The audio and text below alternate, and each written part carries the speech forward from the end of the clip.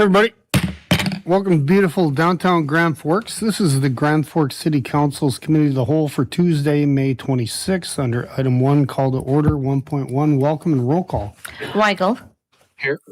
Osowski. Here. Berg. Here. Lensky. Here. Friedels. Here. Dean. Here. And President Sandy. Here. We have quorum. Great. Under item 2, informational items 2.1, 2026 Emerging Leadership Interim Program Introductions.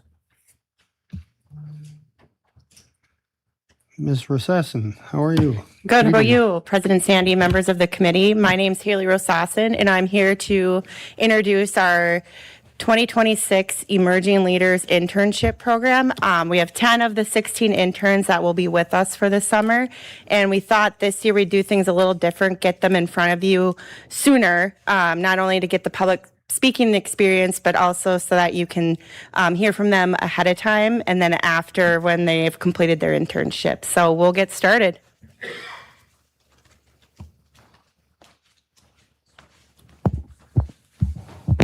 Good evening, President Sandy, members of the committee.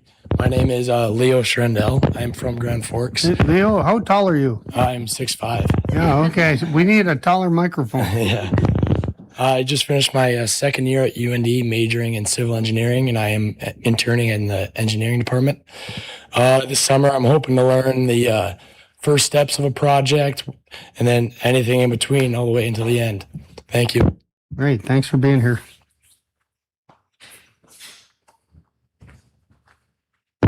Good evening, President Sandy and members of the committee. My name is Raja Abu Bakr Khalid. I'm from Pakistan. I'm pursuing PhD in civil engineering at UND. I'm intern at engineering here, and I'm hoping to learn stormwater modeling during the summer using different softwares that have PC Swim, AutoCAD 3D, and thank you. Thank you.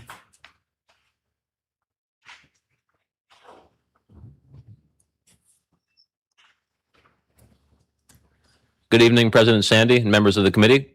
My name is Tyler Neal, and I'm from Seattle, Washington. I'm a freshman over at the University of North Dakota studying commercial aviation and aviation management, and I'm interning in the bus department, Cities Area Transit here for the city of Grand Forks. One thing that I'm very excited to learn during this internship this summer is the reason why the bus routes are designed as they are, why they make the turns that they make, why they follow the particular streets that they go on, why they stop where they do, every aspect of that I'm interested to learn. Thank you.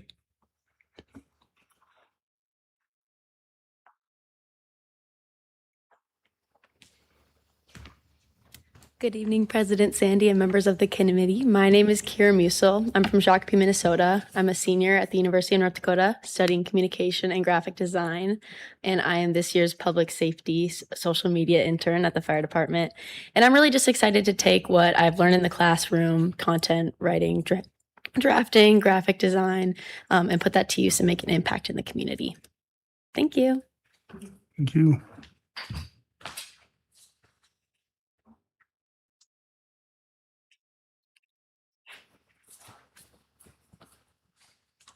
Good evening, President Sandy and members of the committee. My name is Annalisa Ferguson. I'm from Gallup, New Mexico, so I'm a little bit far away from home, but I just finished my first year at UND in the Masters of Public Administration. My background's in nursing, and I'm currently interning at the Public Health Department, and I'm most interested in learning, just like Kira was saying, working in local government. I'm interested in government and how that really works, taking that from the classroom and instituting it here, seeing budgets work and how I can help people in public health. Thank you. Great.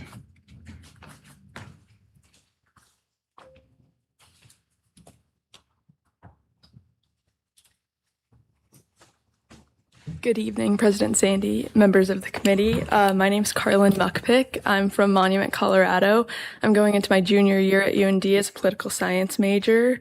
I am a marketing intern for the public health department, and I'm really excited to learn more about public health and the best way to inform our community about public health and the importance of it. Thank you. Thank you.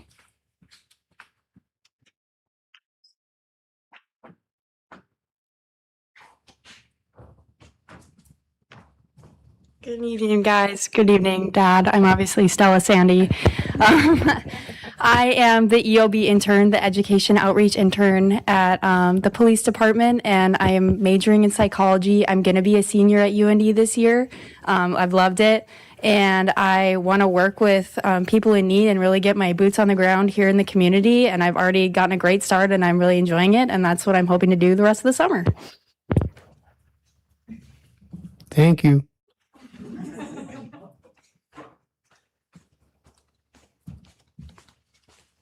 Good evening, President Sandy and members of the committee. I'm Addison Rustin. I'm from Newell, Minnesota, and I'm going to be a senior at UND studying environmental science and geography. And I'm working in the IT department as the GIS intern, and I'm just excited to gain hands-on experience with geospatial data. Great. Can you give a class on how that GIS works? I could do my best. That would be great. We should have you do monthly classes for people. Thank you.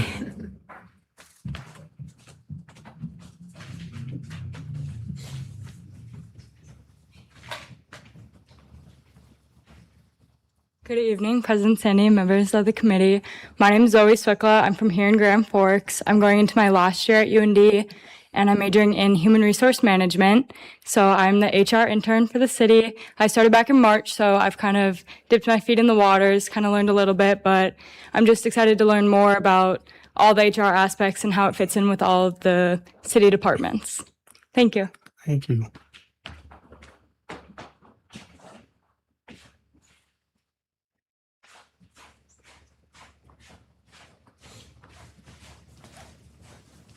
Good evening, President Sandy, members of the committee. My name is Sonia Tuju-Chenju. I am a PhD student, a final year PhD student in the Department of Chemistry at UND, and I am from Cameroon. And I am interning at the Environmental Management Department. And during the summer, I am hoping to learn more about the different methodologies and regulatory guidelines that ensure the safety of our drinking water, and also know more about the different tests that are associated with also ensuring that our wastewater is well treated. Thank you. Thank you. Thank you very much, all of you. I think, first of all, you're all in really good hands. We're very fortunate to have an incredible team of people that work for the city of Grand Forks who are actually dedicated to helping you succeed in your future careers. And hopefully some of you will stay with us beyond your internship. So thank you all for being here. Appreciate it.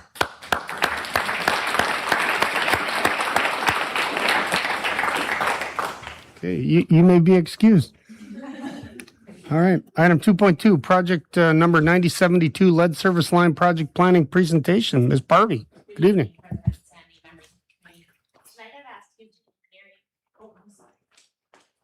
I know better than that. I apologize. Tonight I've asked Houston Engineering to come to provide an update. We've been planning with our lead service line funding that we've received from the state. And what our intent is we currently have a program set up. We began in 2023.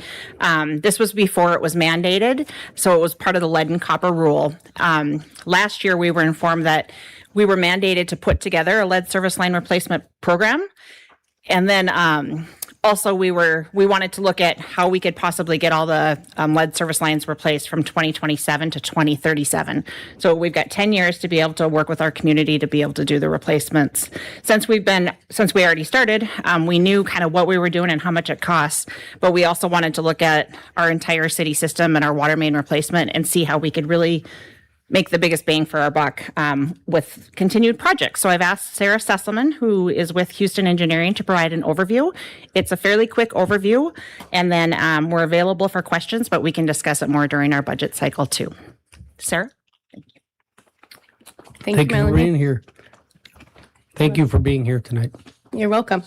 Good evening, President Sandy and members of the committee.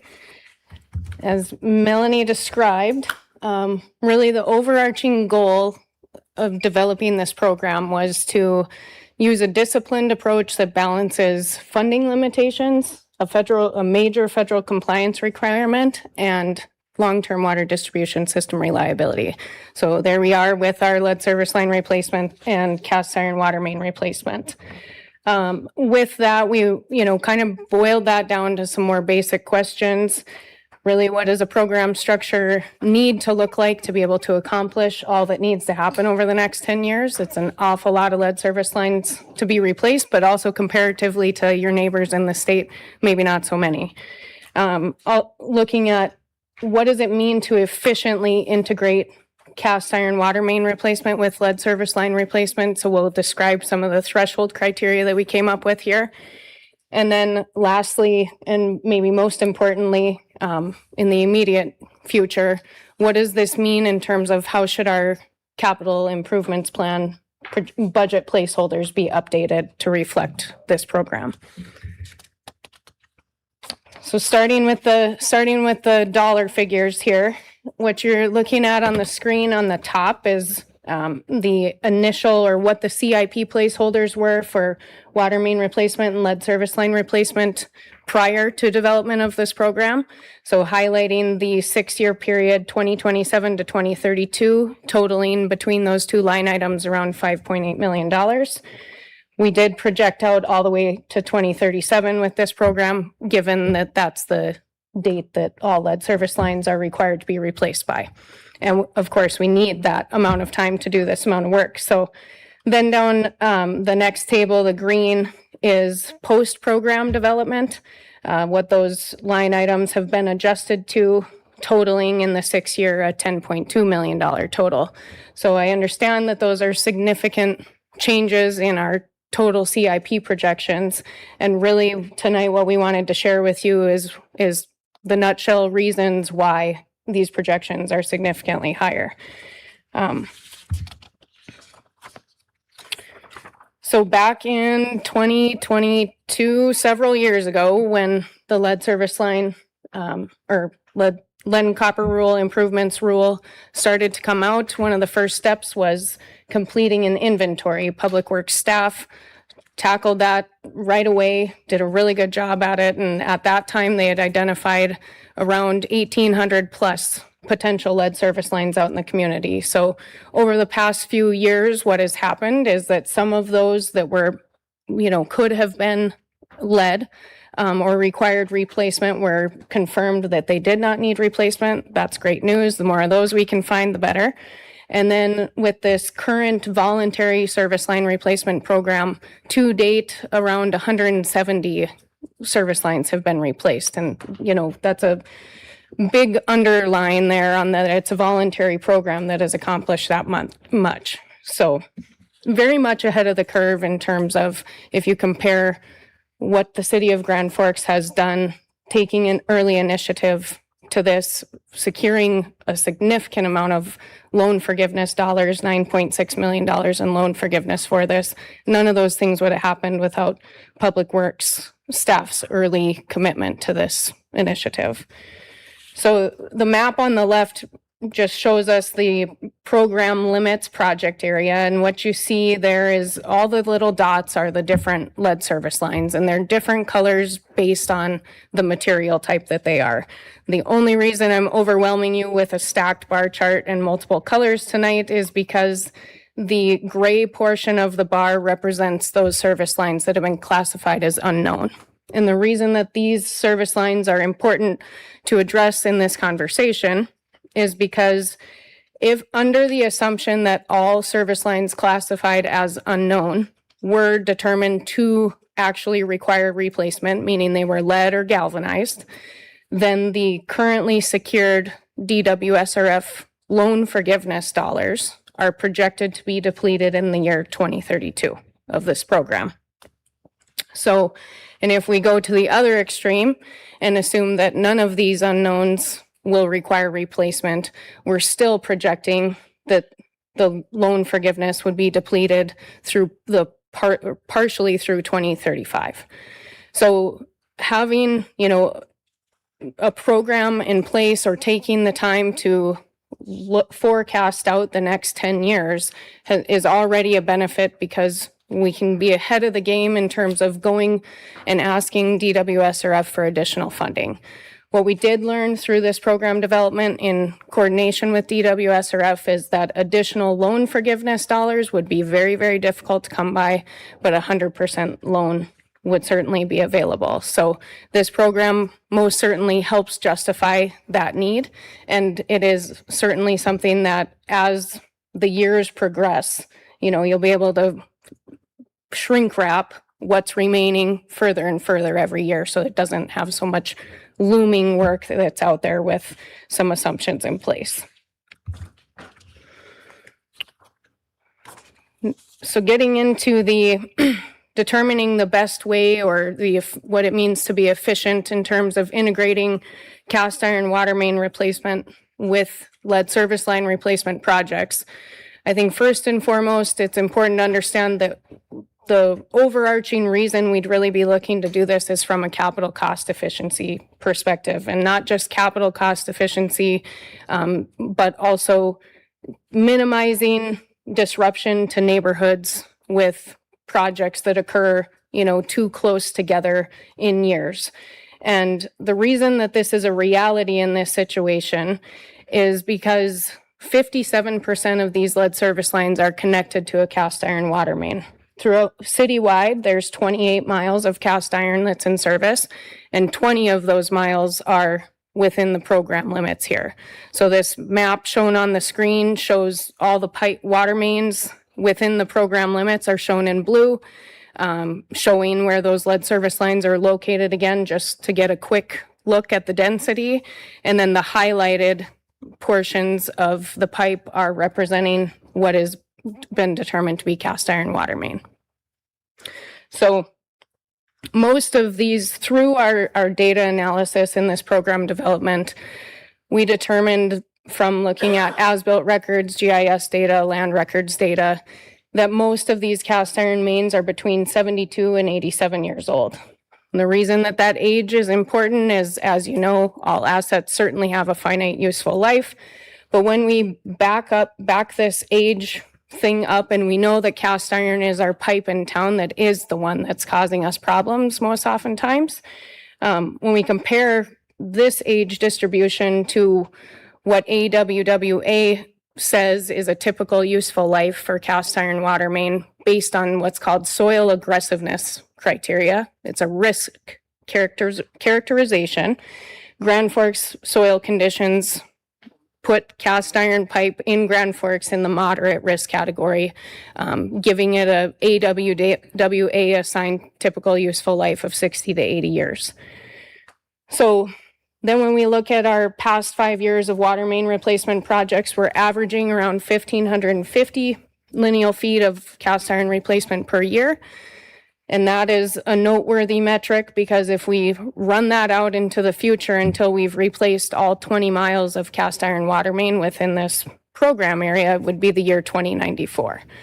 And so while, I described at the beginning that balancing funding limitations with a federal compliance requirement with long-term water distribution system reliability is really what we're trying to strike the balance across.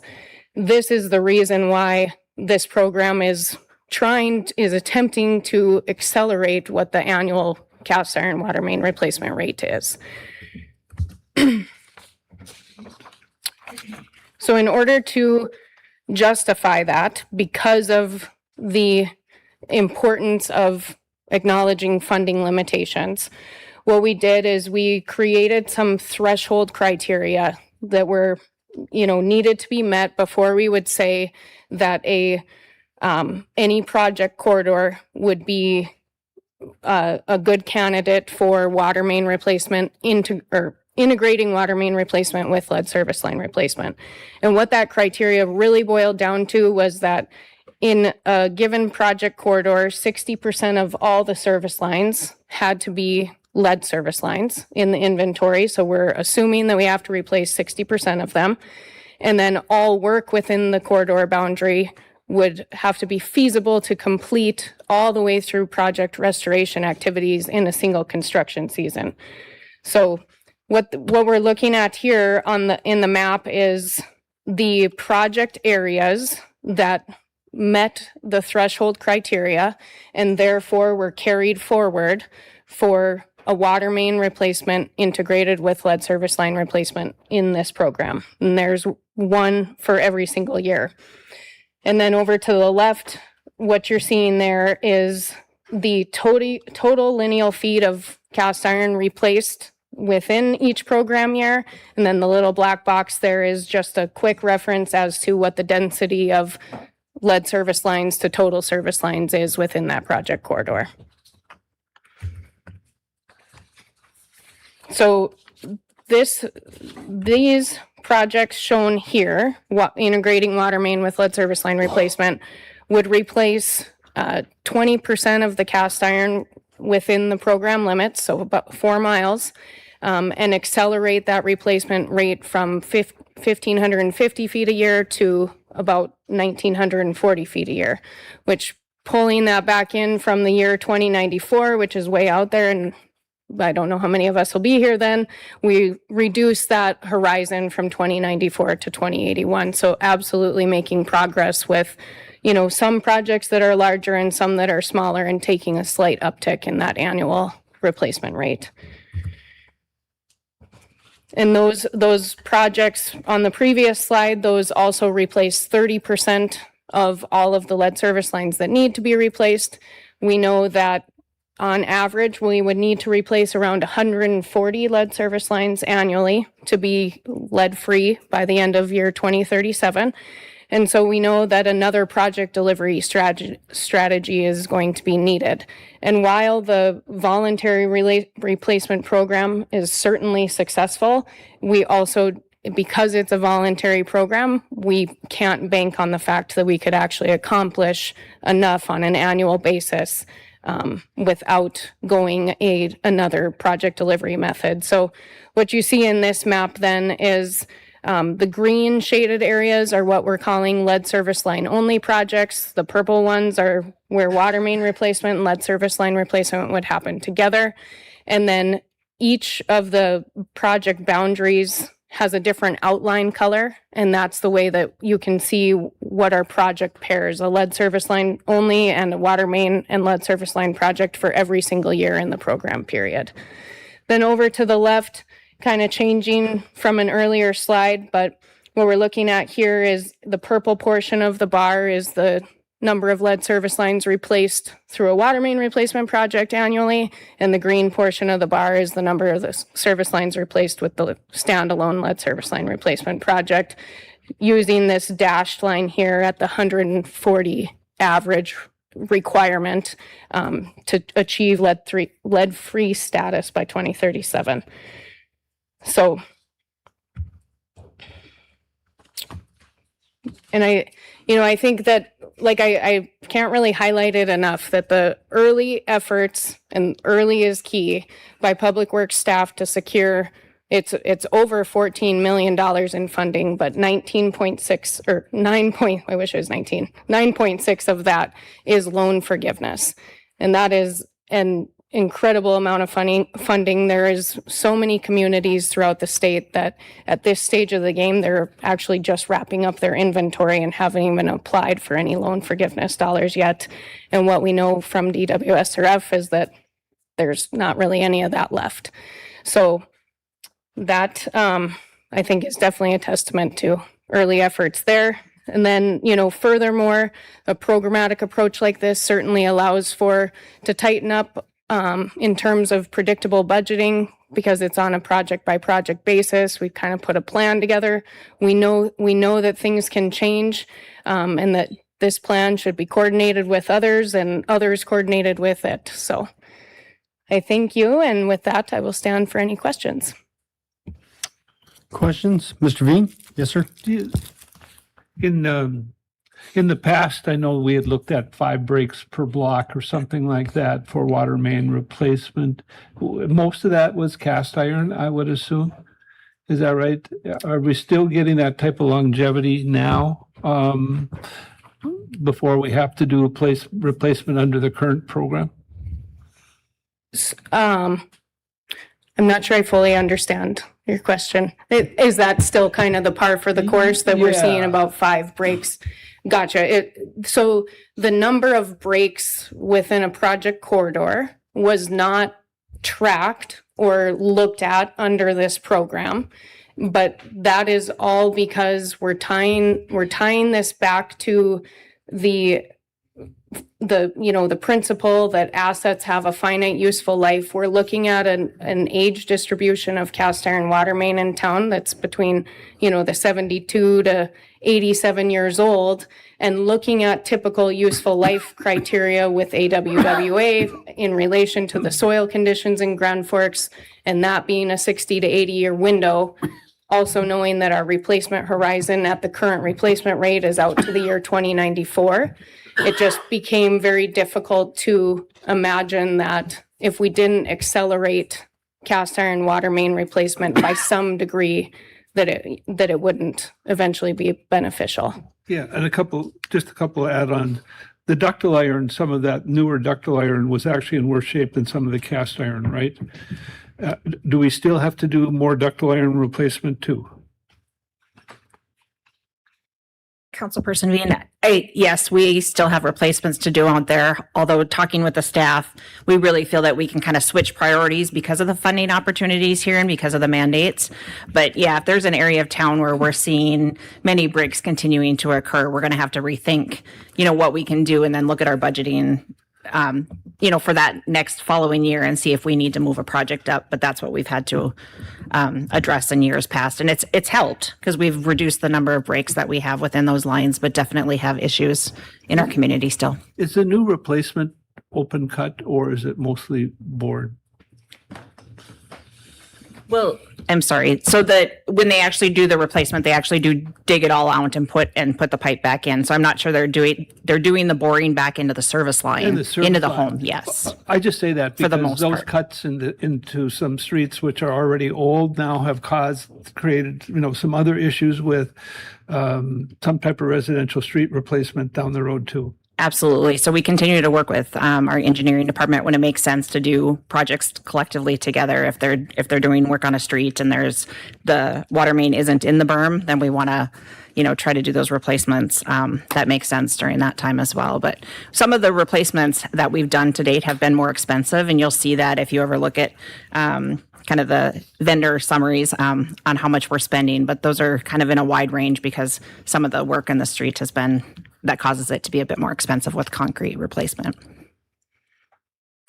To elaborate on that just a tad, when going back to those threshold criteria, we were also really on the hunt for where water main cast iron was located in the berm because of the whole aspect of what happens to street restoration as well. And so there's 2 projects in here at the very, very end program years that do have water main in the street. But other than that, it was all in the berm.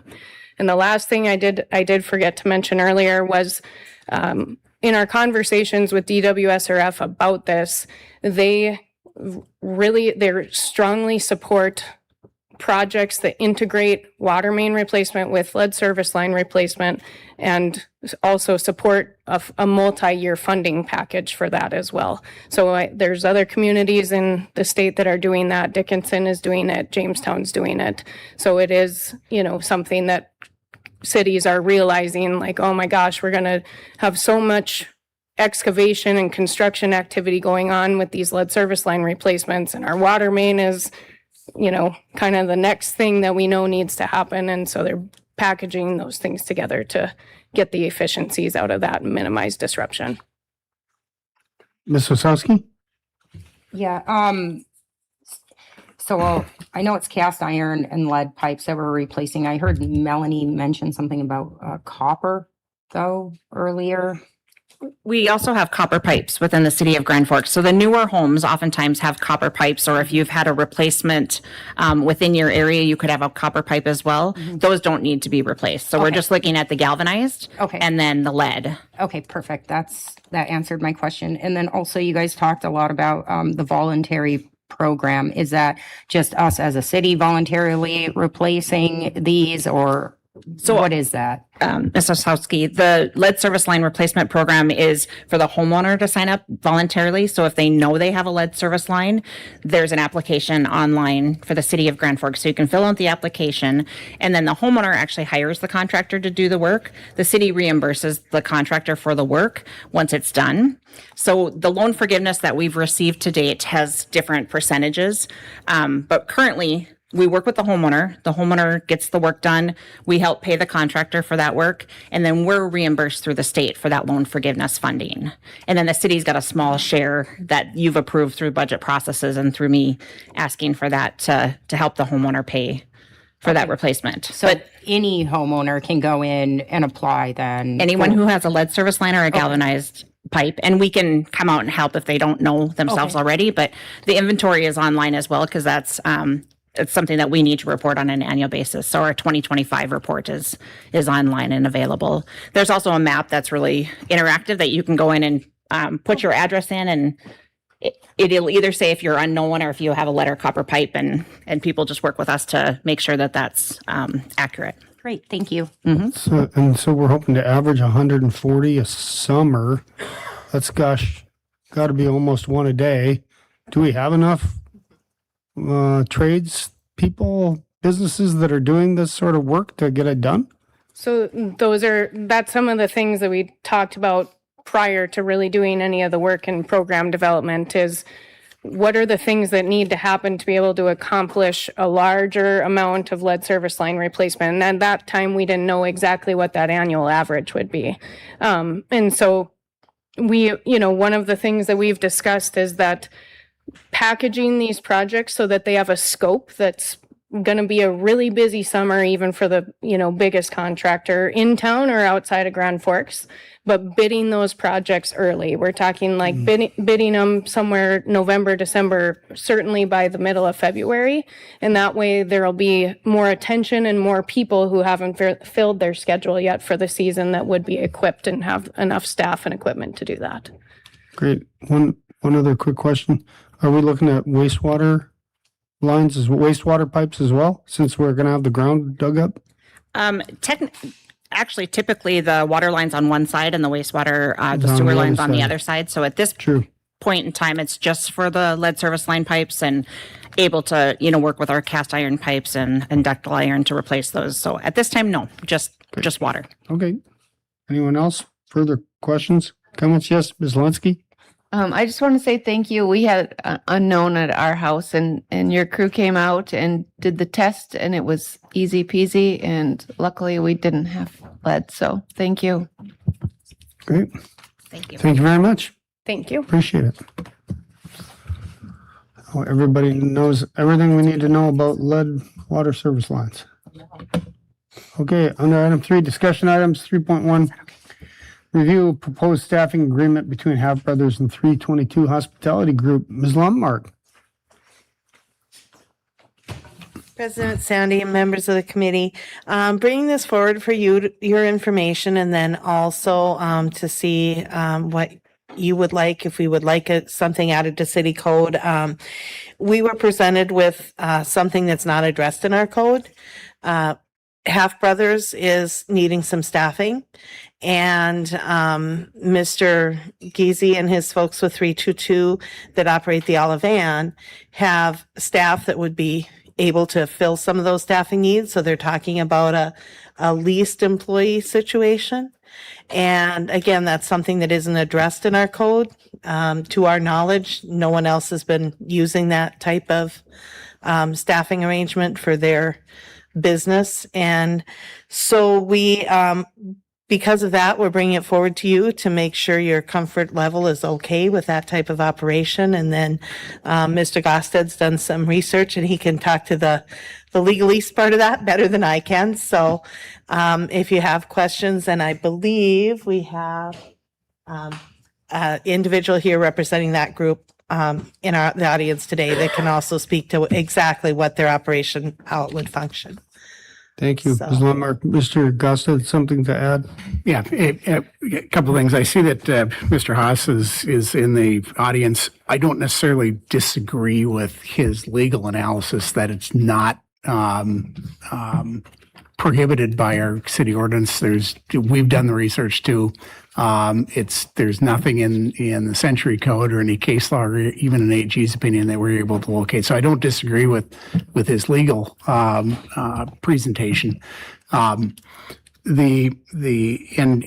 anybody that's working, whether they're an agent or employee, still has to go through the training program that we've got, alcohol training program. They still have to go through that process. It was just, one of those things where you start thinking about it, where it becomes where the least employees overtake the management, and then does that become a transfer at that point? So that's the only thought process that struck me as we were looking at this. So, Mr. Gosted, so because we do have people that go out and do alcohol testing to see if people are carding, if it's a 322 employee at Half Brothers, which business gets the strike? It's going to be the licensed premises. It's going to be Half Brothers that's going to get that strike. Okay, as long as that's clear. Okay, even though it was a 322 employee. The way our code sets up is that anything that happens within the licensed premises is the responsibility of the license holder. I would assume, Ms. Lundmark, that the license holder is aware of that. I believe so. I've spoken with both Mr. Gunderson, Mr. Giese, and also Mr. Haas about the arrangement that's proposed, and they all maintain that Mr. Gunderson is still going to be the manager operator, just will focus more on that side of things and leave some of the administrative tasks will be delegated out, as well as then staffing will be utilized instead of hiring and maintaining his own staff. Okay, thank you, Ms. Lundmark. Mr. Costa, do you have a recommendation for this body? I don't. I think other than, I do. I think that you need to look at it from the standpoint of not necessarily precluding leased employees, because there are staffing issues that folks run into, and I can appreciate that. But maybe to try to tie it into and come up with some language that at some point in time, if they're starting to take over the operation, that becomes a transfer, and making that clear under the transfer definition. Okay, thank you, Mr. Gus. Did anyone else have any questions? Or yes, Ms. Osowski? So Half Brothers will still continue to hold like a class 3, and then the 322 will still hold a class 5 though, right? And they'll have to hold them separately still? Ms. Osowski, yes. Each business will still operate independently. It's just that the employees from time to time of 322 may fulfill some of their hours over at Half Brothers. But they're still two separate entities with separate ownership groups holding the licenses that they currently have. Holding separate licenses? Yeah. Okay. Okay. All right. So Mr. Gosted had a recommendation that perhaps we make a clear delineation in our liquor license related to the percentage of people working and taking over the license. Does anyone have any? Yes, Ms. Osowski? I was going to say I move approval with Mr. Gosted's recommendations. So, Mr. Gosted? I think what I'm taking, what staff is asking for is that we start drafting some ordinance that can be presented to the council that would address a situation where you've got a leased employee situation where it now is more than just leased employees. They're actually taking over the operation. I think, I don't mean to put words in your mouth, but I think where we sit today, there's nothing in the city ordinance that says they can't start working there today. And I'm not saying, I think we should allow them to move forward and start working today or tomorrow. And then in the meantime, we'll have Mr. Gusted work on an update to the ordinance. So I don't think we need to take any action on this. We just, as long as we're not saying that they can't get started working, I think that we're kosher and Mr. Gusted can get to work on this. Does anybody? Yes, Ms. Lunsky. I just have a quick question. If if the employees at 322 started full-time at Half Brothers, like took it over, does that change the liquor license down the road? If they took over the operation, Yeah. and I think it becomes a transfer, and they're going to have to go through the transferring process. But they would still always maintain, at each location would always maintain their own liquor license, right? They'd each have their own liquor license, they each be a licensed premise. Thank you. Any additional questions or thoughts? Mr. Veen, yes, sir? Maybe my question, do we actually need an ordinance? I mean, right now, they're going to be able to continue to do it, is what you're recommending until we did something, but what's the advantage to having an ordinance at all? Well, I think it was to Mr. Gusted's point that at some point, if they have taken over that license, they should be the liquor license holder for that location, I think is his point. Okay. Hearing any other questions or comments? Okay, I think we all have our marching orders. Thank you, Ms. Lundmark. Moving on, 3.2, Project 8984 Police Department Renovation Amendment to Project Scope. Mr. Phelan. Council President Sandy, members of the committee. In front of you is we're asking for a scope expansion, how this all got started. Thankfully, and we're very thankful that you approved a second floor renovation to expand our police department to the second floor. That's under phase one, and that's ongoing, and I think that's completing itself right now, and then they're going to go down to the main floor and shift some things around. That's phase two. You approved that at a little over $1 million. I had conversations with Chief Friedman, and he asked, and there's a colored map, there's an area that was not included in the original scope that he asked if we could expand the scope with the existing contracting group to expand the space for the detective area. And so in front of you, beyond that, a little over $1 million that you've already approved, the ask is that we could expand about $91,000 for that additional space on the second floor that would house essentially our detectives in that area. And so Mr. Baseflug went out and did get some change orders from all the various contractors that are under contract. That came to a little over $91,000 for our detectives. So it's beyond our change order scope. It's beyond the scope of the project. So we wanted to bring that to you to get your blessing to move forward with that scope with the associated pricing. So with that, Mr. Friedman's in the back. He can talk to you about the specifics of that space, but that's a general overview. And the budget for this, Mr. Phelan? The budget for this will be within our city building fund, so we're not asking for a budget amendment. We'll find the additional funds within that budget. Thank you, Mr. Phelan. Questions or comments? Ms. Berg? Move approval. Moved by Berg. Is there a second by Lunsky? Further comment? Hearing none. All those in favor signify by saying aye. Aye. Aye. Opposed, same sign. Motion carries unanimously. Thank you. Item 3.3, bid award for projects at 9057.01, paving 17th Avenue South, west of 42nd Street. Good evening, Mr. Lieberman. Good evening, President Sandy and committee members. This project installs some of the supporting infrastructure for our new Ultra Sports Complex. Specifically, it's going to extend the pavement on 17th Avenue, connecting 42nd Street with the sports complex internal driveways. It'll also revamp the intersection at 42nd and 17th, replacing some of the outdated poles. They're at their end of their useful life, and it'll make that a full four-way intersection for traffic. So we opened bids for this project last week. We had 5 bidders, very good bidding environment.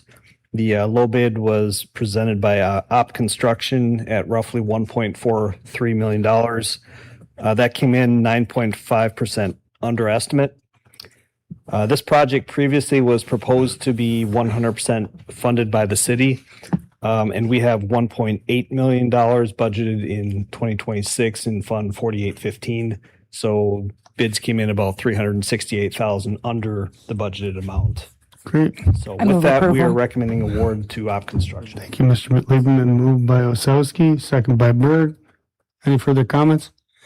Hearing none, all those in favor signify by saying aye. Aye. Aye. Opposed, same sign. Motion carries unanimously. Thank you, Mr. Lieberman. Item 3.5, development agreement and plans and specs for project number 9118, sanitary sewer, water main, and storm sewer, Southern Estates, 13th edition. Mr. Danielson. I think we missed one. Whoops. 3-4. Sorry about that. Bid award project 885001, 47th Avenue South paving and streetlights, South Columbia Road, 234th Street. Now, Mr. Danielson. Thank you, President Sandy, members of the committee.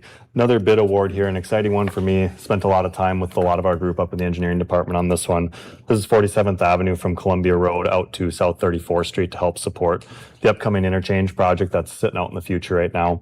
This is a 4-lane, 2 lanes in each direction, urban section. It'll have a vertical curve in the center of it that has a box culvert for pedestrians that run through the center of the project to connect both sides of 47. So it's a pretty big investment on our part and a pretty big effort from the engineering department. If you recall, we do have about $5 million in NDDOT flex funding on this project as well.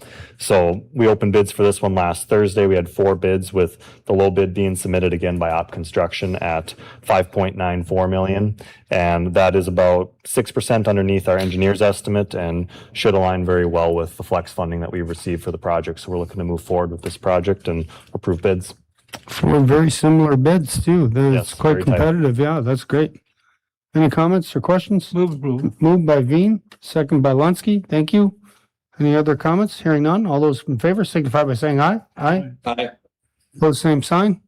Motion carries unanimously. Now 3.5, development agreement, plans and specs, project 9118, sanitary sewer, water main, storm sewer, Southern States, 13th edition. Mr. Lieberman. Thank you again, President Sandy and committee members. Last week, City Council approved the final plat for Southern States 13th. This project will start the installation of supporting infrastructure in that area, specifically constructing all of the underground utilities plus pavements. It'll be a loop road that connects 34th Street and 45th Avenue once those are paved. In this case, the developer, Southern Estates, has proposed a development agreement between the city himself and an engineer of his choice, which is CPS Limited. We have done this in the past where the city has met the developer upfront participation by privately funding a portion of the work, in this case, the utility installation, and then the city special assessing the pavement install. This has been done several times over a number of years in this manner. So Southern Estates is proposing that arrangement, that this year they would privately fund the utility installation, and next year the city would through special assessment pave the streets, the loop road in this area. So in the staff report is a draft agreement that the city attorney's office has reviewed. This is a typical 3-way agreement that we've used before. We also have a copy of or we're requesting approval of plans and specifications. It seems a little early, but the developer at their own risk with CPS has provided a preliminary plan set to the city for utility install. We have reviewed that and feel comfortable. This is a very, I won't say simple, but it's a basic install, typical for what we do. So we're recommending approval of plans and specs at this time also. Thank you, Mr. Lieberman. Any comments or questions? Approval. Moved by Veen. Thank you, Mr. Veen. Second by Lunsky. Thank you, Ms. Lunsky. Further comments? Hearing none. All those in favor signify by saying aye. Aye. Aye. Opposed, same sign. Motion carries unanimously. Thank you. Thank you, Mr. Lieberman. On 3.6, Ultra Sports Complex, Project 8224, Phase 1 and 2 updates, and Ultra Sports Complex Phase 2 approvals. Mr. Phelan. Council President Sandy, members of the committee of the whole, we're back now with Phase 2. So what we intend to do this evening is give you an update on Phase 1 and 2, and Adam Davison from JLG and Oliver Finneman from McGough we're going to give you an overview of that. I just wanted to highlight our recommended actions is one, to receive an update, and then similar to what we did on our Phase 1, as you recall, we asked you to approve GMP number 1, and then we also to move forward with that, and then also approve the design development estimate for GMP2 because we felt comfortable that we'd be within that budget. So we're asking you to do something similar under phase 2 this evening. On GMP number 3 that they'll discuss is coming in at $9,664,534. So we are asking you to approve that GMP on number 4. They'll go over it. That's all the outside stuff for phase 2, which were the Ford hard courts and the sports performance or athletic performance. And then GMP number 4 would be all the inside stuff. So similar to what we did with GMP 1 and 2, the design development estimate for that is $12,497,579. So that brings in the total of phase 2 itself at a little over 22 million. So we are asking you to move forward with GMP 3, accept the estimate for GMP 4, and allow us to go out to bid that. So that's one request that we have this evening. The other thing with GMP going to phase 2, within the current amount that we have allocated to JLG, we're asking you to move forward with further design work under number 4. And then under number 5, Mr. Gostad's going to go over our updated park district agreement that includes phase 2. And we have that for approval or recommended approval this evening. He has also been working with us on the deep dive well with UND and also with Ultra regarding the naming rights. So he'll give us an update on that. So that's all the things we're going to ask you. And they got a really nice presentation. So I'm going to ask on Adam and Oliver to come up and give you an overview. Thank you, Mr. Phelan. Good evening, fellas. Thanks for being here again. Good evening, Council President Sandy and committee members. So happy to be here again with some good news overall. Thank you, Mr. Phelan, for the introduction. Real quick here, look at the schedule, point in time where we're at today and where we're going. So as you can see here, I'll start at the top, kind of move my way down. But here at the committee of the whole meeting, next thing that we're looking for is going to be, as Mr. Phelan said, approval of the design development estimate, GMP3, which is a portion of the phase 2 actual bids, finish out the construction documents for GMP4. The next cycle that we would have, if this does move forward, would happen in September. So we'd be looking at September, both for our next advisory team meeting between city staff and park district staff, the next committee of the whole meeting, and then of course the council approval for GMP4, basically our last cycle that we would have for the project and really to end out phase 2. The next bar down is going to be our construction documents. This is our last phase of design. So as you can see, we're just a little over halfway through. This accounts for GMP3. That's the gross or the guarantee maximum price, the actual bid numbers that we have completed and we'll present here today. The remaining is for, like Mr. Phelan said, all the interior stuff, MEP, interior finishes, GMP4. So that would be the remaining construction documents, design phase that we'll be asking you to move forward with here today. We are looking to wrap up the final GMP package in August and moving down to our next 2 bars there, GMP3, GMP4. Skipping down to GMP4 to highlight that we would be doing bidding 4 weeks in August through September, followed by GMP4 delivered in September, also by the call presentation, and of course looking for council approval at the beginning of October. And so that would be our next timeline that we have there. Construction-wise, we are still on schedule for phase 1. So phase 1, we're looking at an October of 27 substantial completion. And then also possibly to be determined, but really looking at probably a month later, November, to have a public opening for the facility of phase 1. Followed behind that is going to be phase 2 in 2028. So we're looking at a June of 2028 to be substantially complete with phase 2. Followed by a public opening, again, to be determined, but roughly probably a month behind that in July of 2028. So with that, we'll move on to the budget summary, and I'll turn that over here to Oliver Finman with McGuff to take us through the design development estimate and then the GMP3 results as well. All right. Well, I'm going to provide an update on the overall project budget. So what you'll want to focus on is the column, the May 21st, 2026 estimate. What that is updated with would be the bids that we've talked about, plus an estimate for the parts that haven't been bid out, combining in the other costs for the design and the testing. And overall, the project itself is just under the $110 million budget by about $146,000. As part of that, we had to identify some cost-saving strategies to help bring the overall cost down below the $110 million threshold. And then there's also a number of contingencies that we have included in that estimated cost of $109,853,975 that I'll talk about in just a minute. So that is the update on the building. And as you recall, we have been tracking the building costs and the site work or site infrastructure costs separately. Those costs remain very static from where we were back in January to where we are today.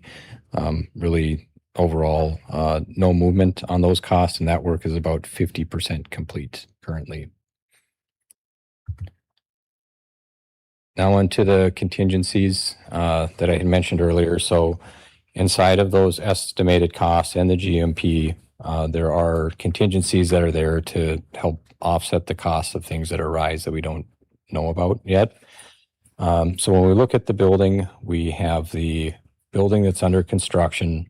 There is a construction contingency there, about $1.6 million remaining in it. And then when we look at the GMP number 3 for phase 2 and the estimated remaining costs for that, there's about another $780,000 of contingency in there to cover things that arise during construction we don't know about, increased costs from inflation between now and when we get the final bids in. So you combine both those two and you've got just under $2.4 million in contingencies that are included in that overall project estimate, which represent about 3.5% of the remaining value of the project. And similarly with the site infrastructure, we have $207,000 worth of contingency in there, which represents about 4.3% of the remaining cost to complete. So overall, you're just under $5.6 million in contingency within those two estimates. I will hand it back to Adam to walk through the bid packaging. Thank you, Oliver. So once again, I want to break this down and hope clarify, what it is that we're asking for here. A lot of GMP numbers being said and everything. So what's in front of you here is really the total phase 2 package that we would have. So the design development estimate, the number you've heard, a little over 22 million, really encompasses everything you see here on this sheet. What we're asking for is the approval of not only that estimate, but also a portion of that estimate, which is GMP package number 3. As Mr. Phelan alluded to, that really is a lot of the exterior work. So you can see over on the left here for number 3, about 44% of the total phase 2 scope is going to be all in the building foundations. So that'll be some of your earthwork excavation. We'd have there all your concrete footings and foundations, insulation and waterproofing. Building structure is part of that too as well. So it's all of the steel structural framing, some of the precast, the metal decking, and some additional concrete slab on grade to get us our superstructure and our frame. And then lastly would be the building enclosure.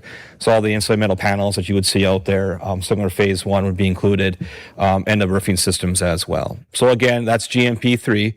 That's a little over $9 million that we're asking to move forward with and accept that, those bids that we got in. The remaining portion we're asking is move forward with finishing construction documents for GMP 4. Again, that's going to be all of our building mechanical and electrical, so all of our heating, ventilation systems, water distribution, power, all of our lighting systems, low voltage, and then lastly, building interiors. So that'll be everything on the inside from framing, floor finishes, ceiling finishes, athletic finishes like our wood core flooring, and also our interior and exterior glazing systems be part of that. And that's about 56% of that would be GMP4. Again, coming back to you for that in September and October of this year to review those final bid results for those. A design update. Honestly, the design is relatively the same since we last talked to you back in January for schematic design. This year, real quick, a site plan to give you a little refresher of what we're talking about with phase 2. You can see down there in the left-hand corner of the building area, phase 2 in white, phase 1 under construction in gray. So real quick, with phase 2, we would have the main entry at the southwest corner. That's the same. We haven't really changed any of that. So really the layout, the access points for that maintains relatively the same. Again, we do have a dedicated entry for athletic development. I'll get to that here in just a second. One of the main program areas for phase 2. Parking, we really, again, have 4 primary parking areas throughout the site that not only handles sports complex, but also handles Hugo's Raceway and the Children's Museum. So the parking north, which you can see is along Skinny Bar number 3 along Hugo's Raceway, that actually is going to be under construction here, pouring concrete within the next few weeks to get that done for Hugo's Raceway to have that ready for their season coming up. The east parking number 3, that's really the primary parking. Really, it's going to cover most of the day-to-day for the sports complex for both phases. It also includes all the drop-off lanes for bus drop-off and whatnot. Skipping down, that's really number 5 on the list. Our overflow parking that we do have is going to be our west parking, so that's number 3 out to the west side. And then the south parking, which is also for the Children's Museum, again, would serve the whole site as well. Number 6, remember, that is the Alair Center, overflow parking that we do have there.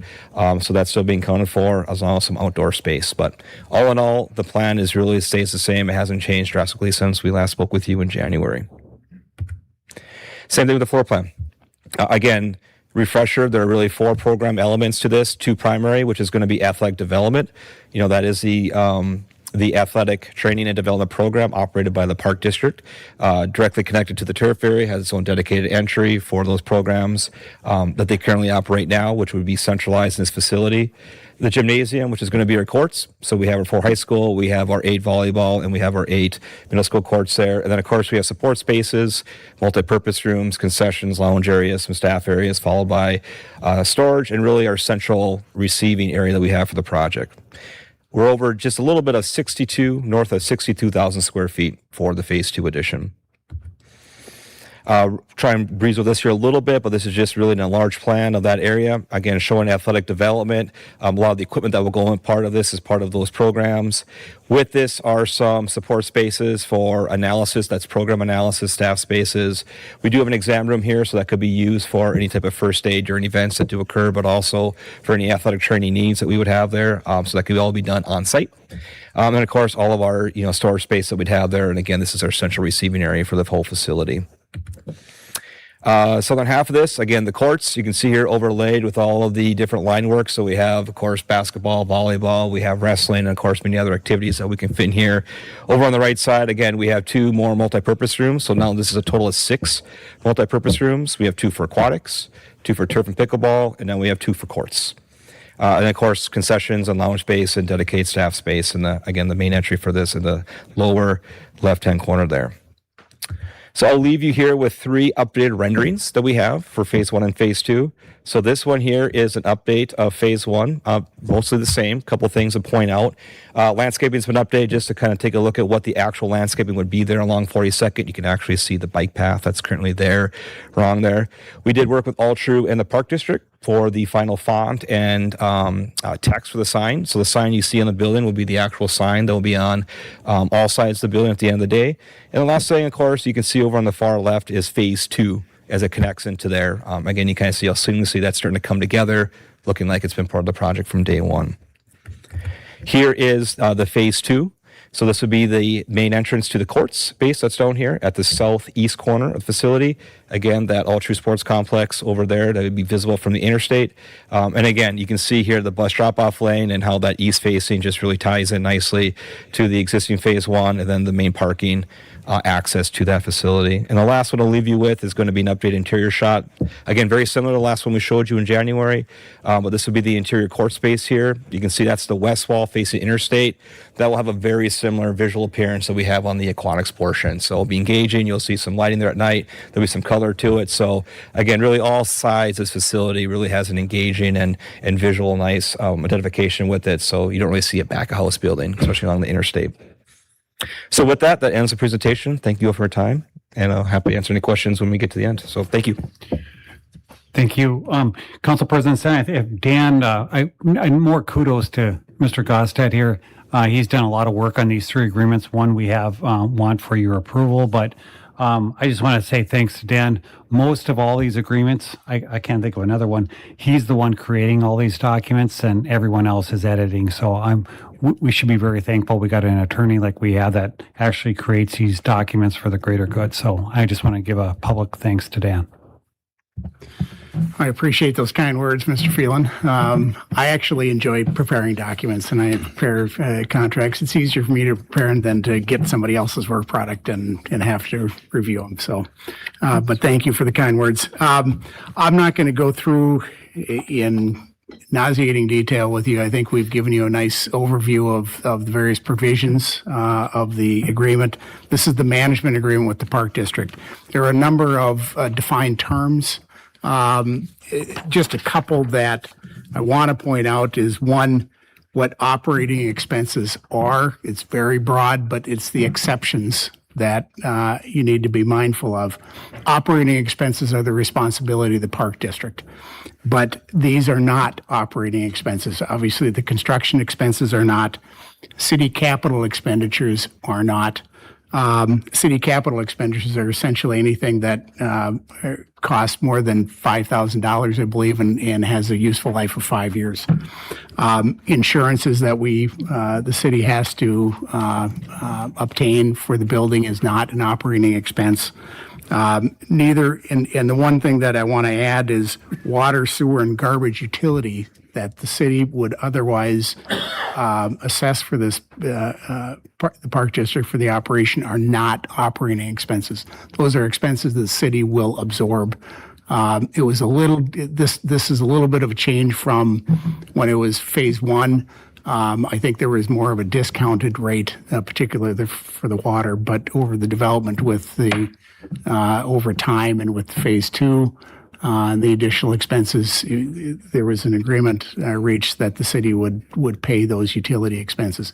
That doesn't include utility expenses for natural gas, for example, or electricity, those utilities that the city does not provide. Also, with respect to operating revenues are revenues that belong to the Park District as well. But there are, and they're again very broad, but there are exceptions. Obviously, the operating revenue doesn't include any revenues from the bond issuance or sales tax revenues that the city generates, and also naming rights. Those are set aside, and we'll talk about that in a bit, but those are not operating revenues. The Park District also is to create an operationals manual that deals with more of the day-to-day operations of the entity itself. And also includes what the fees for entrance and things like that, and they'll develop that and present it to the city council. Section 3 talks about the construction of the Altru Sports Complex. It's certainly obviously subject to available resources. The city continues to own the Altru Sports Complex facility. The exception would be if there's items of personal property that the Park District acquires that could be removed without damaging the building. That's the Park District property. The city also has snow and lawn care responsibilities out in that facility, except for those areas. It's Exhibit 1.31. Anything in green on that particular exhibit, that's the responsibility of the Park District. There's also what's called city capital. I call it FF&E. Those are items really to get the facility up and running, equipment to operate the facility, so you don't just have a gymnasium with nothing in it. There is a host of things that are listed. That's at Exhibit 1.13. It's a very long spreadsheet.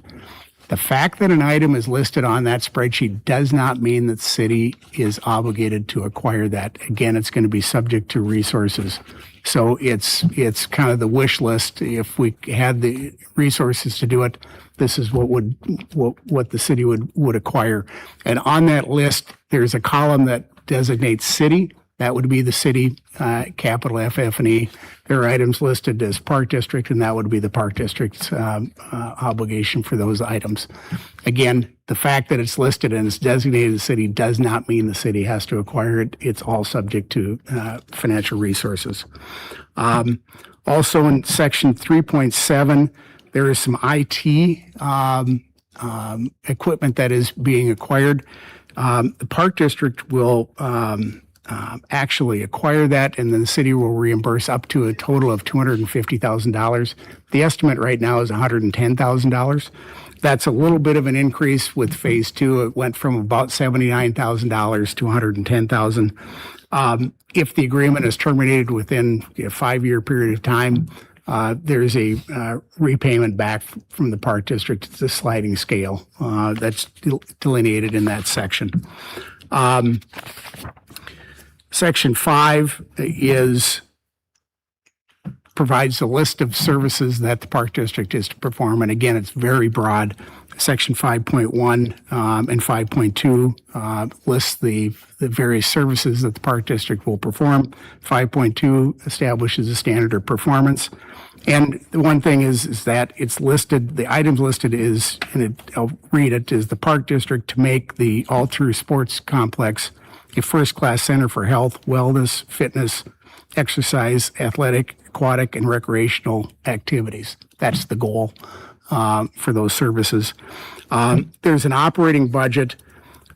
First, on July 1 of every year, the Park District will present to the City Council a budget for city capital FF&E and city capital expenditures. Those then get approved through the budgeting process by the City Council. On November 1 of every year, the Park District then provides their operating budget to the City Council. That's not something that gets approved by the City Council. And the reason that is because the Park District assumes the obligation for any net profits. They gain, they get those proceeds. They also assume the obligation of any net losses. So it's not something that the city would be obligated for, and therefore the operating budget is presented but not necessarily approved by the City Council. Naming rights. This was a little bit of a change. This is in section 5.11 and 5.12. The allocation for naming rights, with the exclusion of the funds from All-True, the Fristead family, and Simplot, those are dollars that solely go to the city for the construction, to offset the construction expenses. All other naming rights are split 60% to the Park District and 40% to the city. And the city can use it for, its construction, its capital expenditures. The Park District then use their funds for operating expenses. Either party can elect to decide to use their funds that are allocated for naming rights for example, the city could approve to use its portion of its naming right funds to assist the Park District's operating expenses and vice versa. Sponsorships and advertising are not naming rights. Sponsorships and advertising are defined. It's a defined term in section 1. It are those things to offset, for example, programs and activities at the All-True Sports Complex, or if there's a video or signage within the complex itself, which are pursuant to a contract that don't exceed 5 years. Those are not naming rights, and that would be operating revenue that the Park District would retain. The city is not obligated to pay the Park District for its services. That's at section 5.15. The term of this agreement, the original term goes through December 31 of 2035. Parties can extend that, but they need to start negotiating that at least 1 year in advance. Also, that can be terminated upon mutual consent, and also if there's a default, there can be a termination on that. And the remedies under the default are essentially the city would take over the facility and probably look for another management company. If you don't mind, I'll go into the other agreements that are still pending. The naming rights agreement with All-True. The city and Altru have exchanged drafts of the agreement itself. I sent the original to Altru. They've responded with some proposed changes, and I have now responded to whether some of the changes are acceptable or are not acceptable, and they're still working on reviewing those additional comments that I had. Today, I received input from the Park District too on this agreement. The reason I invited the Park District to provide comment is because under their management agreement, they are not to enter into naming rights that would conflict with the Altru naming rights agreement, and to make sure that they're aware of those terms. The Altru naming rights agreement is for the building itself. And there is discussion already about the outside signage. There's also going to be an interior sign near the front desk that's been agreed upon. The payment is $10 million over the course of 30 years. The first 20 years is at $300,000 per year, and the last 10 years is at $400,000 per year. That gets us through July 1 of 2053. I think I'll be 105 at that time. Consistent with the this agreement, the naming rights agreement is consistent with the Alaris Center contract. A lot of similar terms you'll see there. Some of the outstanding issues, there's some repair and maintenance issues between that need to be resolved. Also, land naming rights. You saw a depiction of parking lots, and I thought maybe there might be a possibility of the city doing naming rights for parking lots. So that needs to be resolved. And some issues surrounding the default and what would happen if there is a default by a party, what would happen to those payments, and they accelerate the entire amount that would be payable over the 30-year period of time. The deep dive feature is what I'm understanding it's being called. Since the last COW meeting, we presented that agreement to you. Since that time, we've had meetings with UND. There have been exchange of drafts of the document that was presented to the COW, and there's been a lot more activity in trying to finalize this agreement. The terms are generally the same. Again, it's $1.5 million from the Aerospace Foundation to offset the costs of that feature, and I understand that would be more than enough to cover the costs of the construction. The important component is the city is not responsible for the cost of that construction. They'll use that $1.5 million, nor are they responsible for any capital expenditures or operational components of that. That's really becomes a UND responsibility. The status is that my last exchange of changes and comments were found to be acceptable by UND. The Park District had some changes, and UND is still reviewing those at this point. I am confident that by the time in the near future, at a near COW, we'll have both of those agreements presented to you for approval. But we're very close. We're much closer than we were maybe 2 or 3 weeks ago. So I'd be happy to answer any questions. But that's the summary of the 2 outstanding agreements and the management agreement with the Park District. Thank you, Mr. Gosted. Any questions for Mr. Gosted related to the agreements or his love of authoring documents? Hearing none. So you heard from Mr. Phelan earlier. They were looking for us to approve the guaranteed maximum price part 1 bid number 3 for phase 2, and move forward with phase 2 of phase 2, finalizing the documents for phase 2 and getting us the pricing for the guaranteed maximum price. So yes, Ms. Osowski. Yeah, I have some questions, just mainly to clarify what we're voting on. First, can we take each one of these separately? There's 6 of them. Yeah, certainly Yeah? we can Okay. take them separately. Okay, thank you. Sure. Okay, so I understand number 1. I believe that I'm okay with number 2 because that doesn't mean I'm going to vote for it because I don't agree with phase 2, but I understand what they're talking about. And it's just the total cost of phase 2 is the 22 million, correct? You are correct. Okay, so number 3,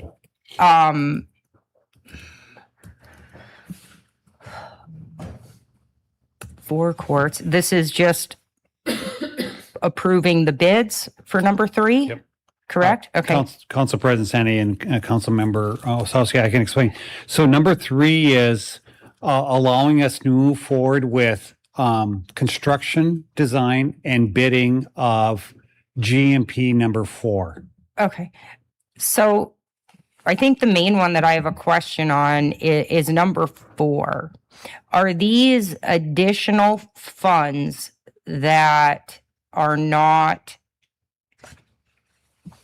that were not talked about before? Because services for 337,000, and then there was code inspections for another 45,000, and then audio and visual engineering. Is that am I correct in reading this that these are additional costs that we will be adding on to the total cost of this project? Council President Sandy and Council Member Osowski, those numbers are contained in this slide, this 1.4 million right here. Okay. For phase 2. Those fees are contained in 1.4, but each phase we come back, we ask that we can move forward within those additional services, if you will, within this number still. Okay, so these are just within those numbers, They are. correct? Yes. Okay. So are we at 110,000 or 110,356? Is that where we're going to stand, or are we at this 109?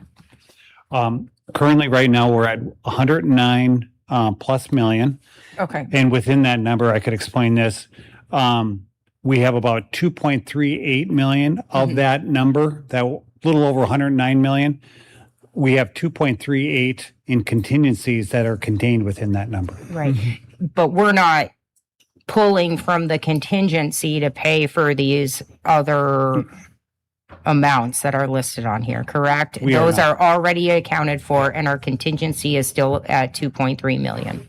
You are correct. Okay, perfect. I think I'm okay to vote now as long as we take them separately. Sure. So, Great. Mr. Veen? Just very quickly, Mr. Phelan, on the proposed cost-saving strategies that you had on that other chart, I'm assuming that's to get us the budget. Yeah. If Council there President- is contingencies available, is there the ability to bring some of those back into the project? Because I don't know what the proposed turf brand acoustical baffling is in lieu of whatever, but apparently it was intended to be there, and it's not. Council President Sandy and Council Member Vian, that's a very good question. When we discussed this among our team, I think these are items, this 502,000, that we would forsake regardless.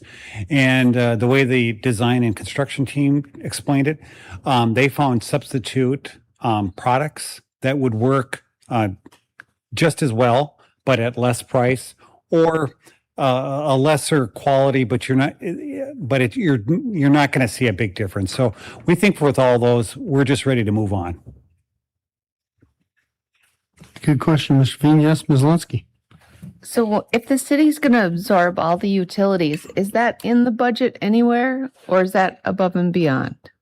Council President Sandy and Councilmember Linsky, those fees will be included in our annual budgets. And so we do have properties that we manage, obviously City Hall and other. So this will be a building in which we'll budget for in our public building fund, and we'll budget that utility bill that we will pay that to ourselves. And so we still are going to pay our for water, sewer, garbage, all those things, but we're going to include this as a city building and budget that through the annual budgeting process. And then how about the FF&E wish list? How do we know if it's under city that we should buy it, but we don't come to an agreement? Those things need to be purchased. Where will those funds come from? Yep. Council President Sandy and Councilmember Linsky. If I recall, I think, Maureen, we have about 1.2 million set aside for FF&E. Yeah, so when we added phase 2, we actually increased that in our numbers to 2 million. So we have that set aside in cash for FF&E. So our goal is to keep it well within that number. If for the odd chance we need additional, we'd have to come back here with a funding source to ask for additional funds. And then does everyone, if you're coming to the pool, the courts, the turf, does everyone come in the same entrance? I think you can come in either entrance. You can come in the main entrance where the turf is here. Let's see here. So the main entrance under phase 1 is right here. And then there's a secondary entry for phase 2. But the building is set up so you could go into either entry or either exit out of the building too. So, but these are the two main ones right here. And then as we've gone through plan development, this athletic performance right here, I guess has odder hours. You may show up at, 5 in the morning and want to do athletic performance in the morning. And so there's a more of an exclusive entrance into this athletic performance for those early morning activities.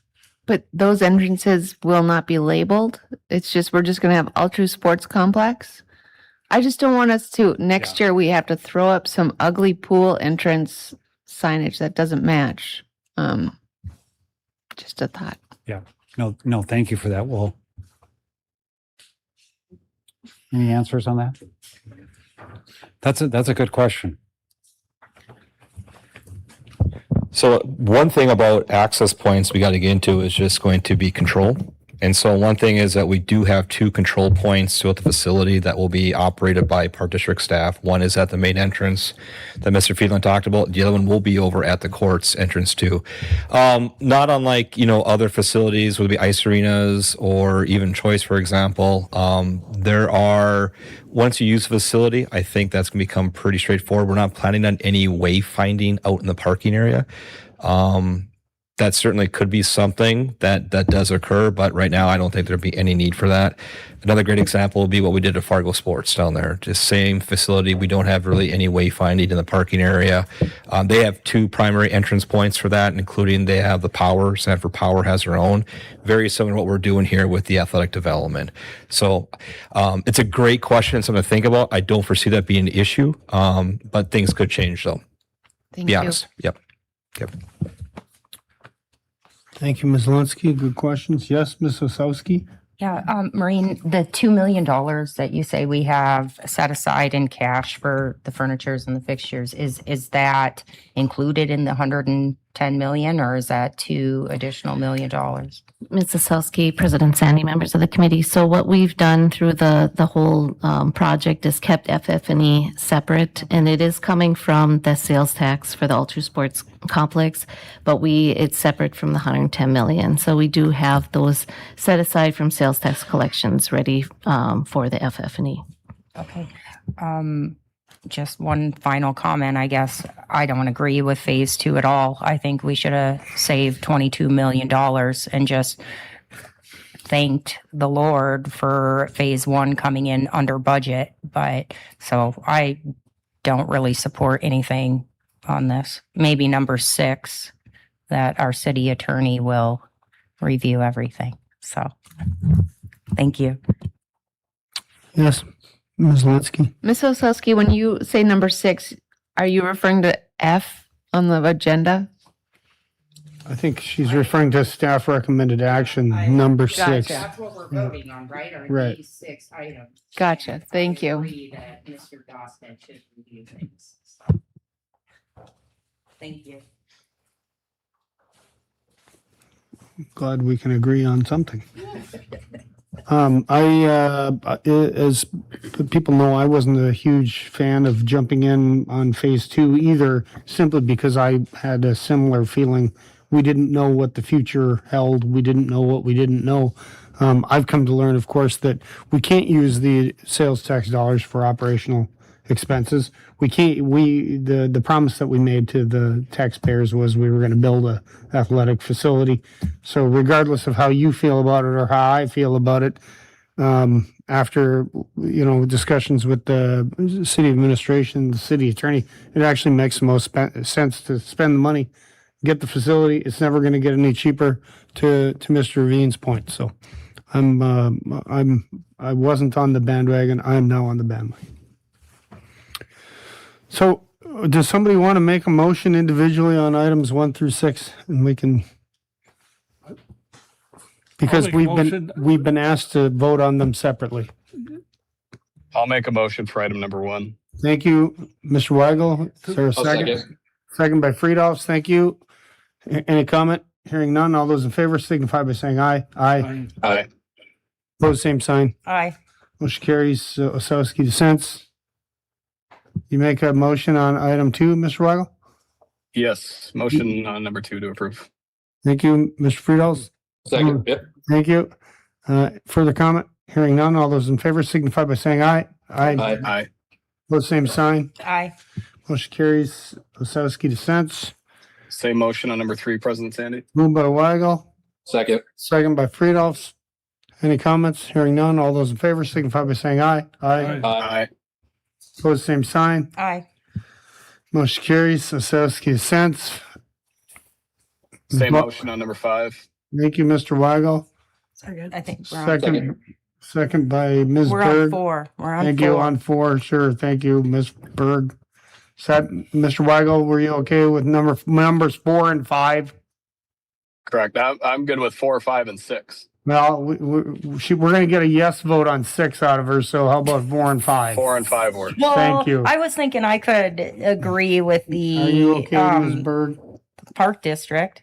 And 4 and 5, thank you. There's a motion to approve 4 and 5. All those in favor signify by saying aye. Aye. Aye. Pose same sign. Oh, Aye, you wanted, but I wanted you them. wanted I to say- wanted them separate. I asked for all of them separate, Mr. Sandy, and then you Correct. grouped them Make a together. motion on number 4. Okay, thank you, Mr. Weigel. And number 4, Ms. Berg, seconds 4. All those in favor signify by saying aye. Aye. Opposed, same sign. Aye. Thank you. Item 4 passes. Osowski dissents. You want to make a motion on 5 and 6? Yeah, I move approval of number 5 and number 6. Thank you. Lunsky seconds. All those in favor signify by saying aye. Aye. Aye. Opposed, same sign. Motion carries unanimously. Thank you very much. Moving right along. Item 3.7, Beacon Development. Mr. Phelan. Thank you, Council President Sandy and members of the committee.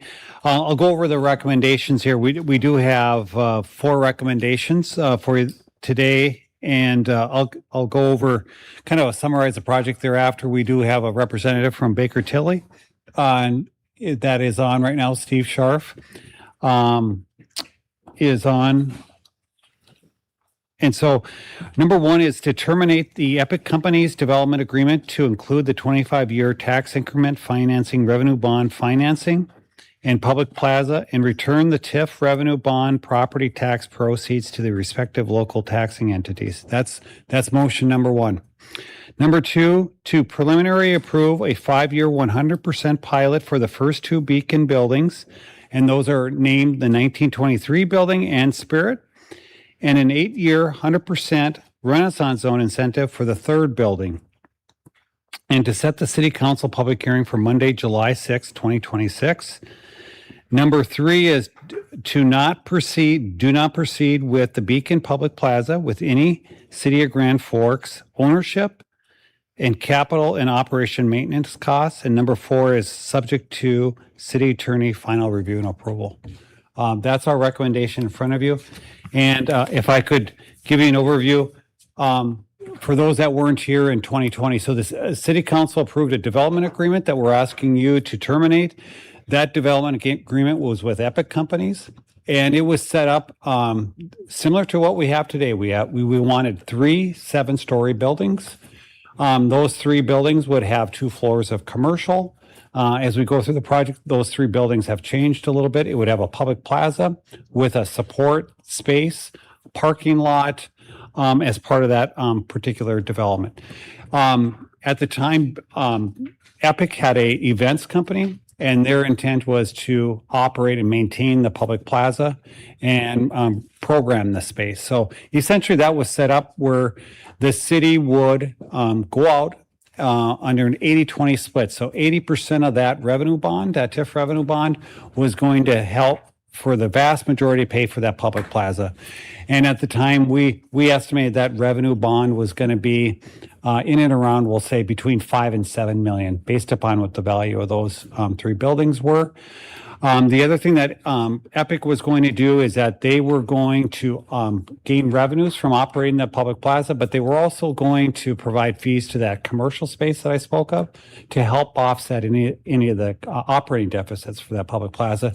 So there would not be any city cost to operate that public plaza. The only thing the city agreed to do is, number one, to sell the revenue bond. 80% of that would go to pay the public plaza. The other 20% goes to all the taxing entities. The city also offered about $1.15 million in city beautification funds to help close the gap for the public plaza. And so essentially that's how this particular project was set up. You also have to remember that building that preceded this development was the old townhouse. And at the end, it had a different name, but it was kind of that name where it was slowly going to die. And it was valued at the time at 2019, I think at about $2.3 million. And so really what the intent was with these 3 buildings, it would be about a $50 million investment from Epic. And they estimated the taxable value would be around $37 million for that whole. And I'll come back to what we think it is today. It's pretty darn close to what was first estimated. Essentially, that's the Epic company's proposal and what we move forward. The city, really the only out money the city had was the $1.15 million in beautification. What happened then, obviously there was financial issues. And so we have a locally led development group that's trying to take over this project and trying to bring this project to fruition. The 2 buildings are already up. They are changing the second floor of those 2 buildings into residential units. And I think plus or minus, there are going to be about 22 units in those 2 buildings. And they're proposing a 3rd building too that would have some commercial. So essentially what one of the lessons learned is there was too much commercial in those 3 buildings, and they're reducing the commercial and turning that into residential on those second floors. The developer is estimating, before they were saying about 50 million, we've had some inflation. They're estimating their investment will be about $61 million for this particular project. The other thing that we asked last time we were here is, we're not going to, if we don't sell a revenue bond, how are we going to pay for the upfront capital for the public plaza? And so community contractors came back with an estimate of what they thought that public plaza would cost. And it's outlined in the staff report, but essentially about $3.18 million for the public plaza itself, another $920,000 for all the support facilities that would have to, the locker rooms and all the inside spaces. Concessions, and then about $1.7 million for all the ice facilities. And so overall, the estimate was $5.8 million to put together the 4-season public plaza. And so that made us contemplate. We did go back and ask Oakview Group, who operates, or OVG, who operates the Alaris Center, to give us an analysis of what it would look like from an operating subsidy doing a public plaza with and without the ice. They came back as part of their pro forma. With the ice, they project an operating deficit of year 1 at about $177,000, and then at year 5 at $69,000. So, some of the upfront costs would be gone.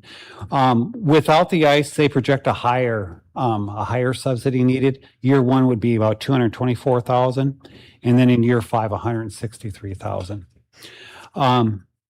One of the thoughts we had on the public plaza is, if we're going to do the public plaza, doing the public plaza in a 4-season makes the most sense, because it would have the most impact on the community, because sadly our summers are relatively short. And we're not going to get a lot out of it. And plus, what the operating performance states is that we're going to operate at a higher deficit that we're going to have to find city funds to cover.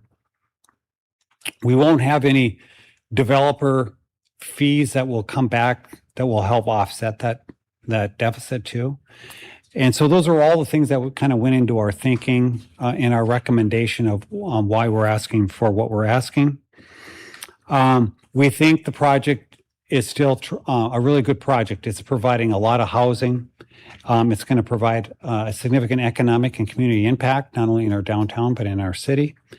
And it's going to provide a significant local property tax. And I'm going to ask Maureen to go over, when we started at the townhouse to where we are today, she's going to go over the numbers on the incremental revenue increases that we're going to see with this development versus what it was before. And it's quite impactful how much wealth we're going to drive to the local taxing entities because of that. The other thing Maureen's going to talk to you about is that because we set up this revenue bond and via the county, we've been setting aside 3 years of funding to help start paying for this revenue bond. And if we don't move forward with the TIF revenue bond, we're suggesting as part of this motion that we need to return those funds to the various taxing entities. So Maureen will go over what those numbers are. And I talked about that $2.3 million that we had back in the townhouse. I asked Tammy Lazur from our assessing department, what do we have? What are we projecting those buildings to assess at? Right now, 3 of those projects are already, substantially complete. The 1923 building, the 2026 value is about $12.6 million. The Spirit Building's 2026 value is at $14.8 million. There's a parking lot that's valued at about $580,000, and we're projecting Building 3 would have a value of $10.5 million. So overall, we're projecting that taxable value to be about 38.5. And if you recall, when we were way back in Epic Companies back in 2020, they were projecting about a $37.5 million taxable value. So we're 6 years later, we're pretty close to where we thought that building were. And when Maureen goes over the number, now we're projecting a 5-year pilot and then an 8-year on the third building. And so the amount of revenue we're going to drive based on property tax is going to be much more substantial than we projected before without having to do that public plaza. And the other thing I think we've done, a lot of these buildings are one-time harvests. And once we build a building, it's there for 50 plus years. And I want to point out an example from back in the early 2010s when we knocked down the Civic Auditorium. And then the Northern Heights building, I think is there. It's a 4-story building. Dakota Commercial has their office. It's a fine building. It's 4 stories. But that building value right now is for 2025, and it had a 5-year 100% tax incentive. That building value is $6.3 million today. And so what we've done with those first 2 buildings, if they're going to be there, we've built more value in those buildings than we did back in the early 2010s. And that's going to pay off a lot for the next 50 years. And so the city and all the taxing entities, because of this project, are in much better position than we were before the project. And as part of this project, we also removed a blight from this particular project. I'm going to ask Colby from Baker Tilly to go over, he's got a presentation that he's going to go over regarding the recommendation. Mr. Gossett has advised us on the 2 buildings that are already constructed. The reason why we're doing pilots on those is because they're already completed. The 3rd building is not constructed. You can use the state Renaissance zone for non-completed buildings. That 3rd building of Beacon is in the Renaissance zone. All the taxing entities, including the city council, has approved our Renaissance zone plan of 2024. The state of North Dakota in a recent legislative session allowed us to go from a 5-year up to a 5-year 100%, and they allowed it to go to an 8-year 100%. And so what we've been advised is that we can, as a city council, approve something up to 8 years, 100% within the Renaissance zone because all the taxing entities have provided support for that. So that's why the recommendation that's in front of you this evening. And now I would turn it over to Colby just to give you an outline of of his analysis and how we've come to the conclusions and recommendations for you today. And Colby, I have the PowerPoint in front of me, so if you want to I'll just keep hitting the slides if that's good with you. Sounds good to me. Thank you, Todd. Appreciate the opportunity to be here. As Todd mentioned, I'm Colby Krasnowski with Baker Tilly Municipal Advisors. We are the city's financial advisor for economic development, and we conducted the but-for analysis and project return review for the Beacon project as Todd described it. We can go ahead to the next slide. So we'll start at the end, as we tend to do with these projects, and look at where this project lands with and without the proposed incentive. We would expect a project much like Beacon in the multifamily mixed-use realm to command a return rate. And we'll get a little bit more into what return metric we're using, but a return rate of between 6 and 9.5% for like projects.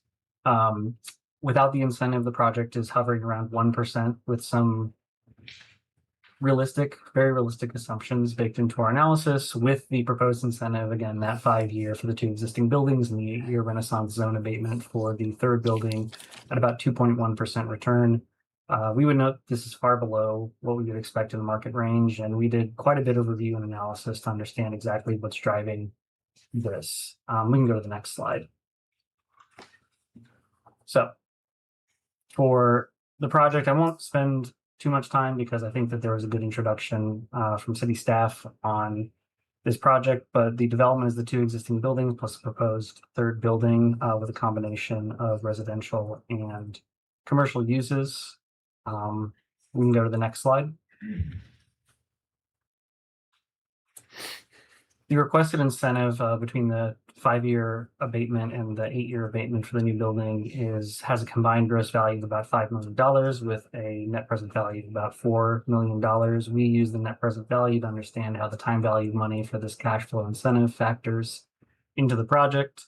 The debt equity split for the project is what we'd expect from the current market as we do see equity contributions to projects rising and debt contributions to projects falling with the current interest rate environment. However, since some of this project was built a few years ago before the current market conditions, we consider this pretty normal for a project of this kind that spans the period in which it exists here.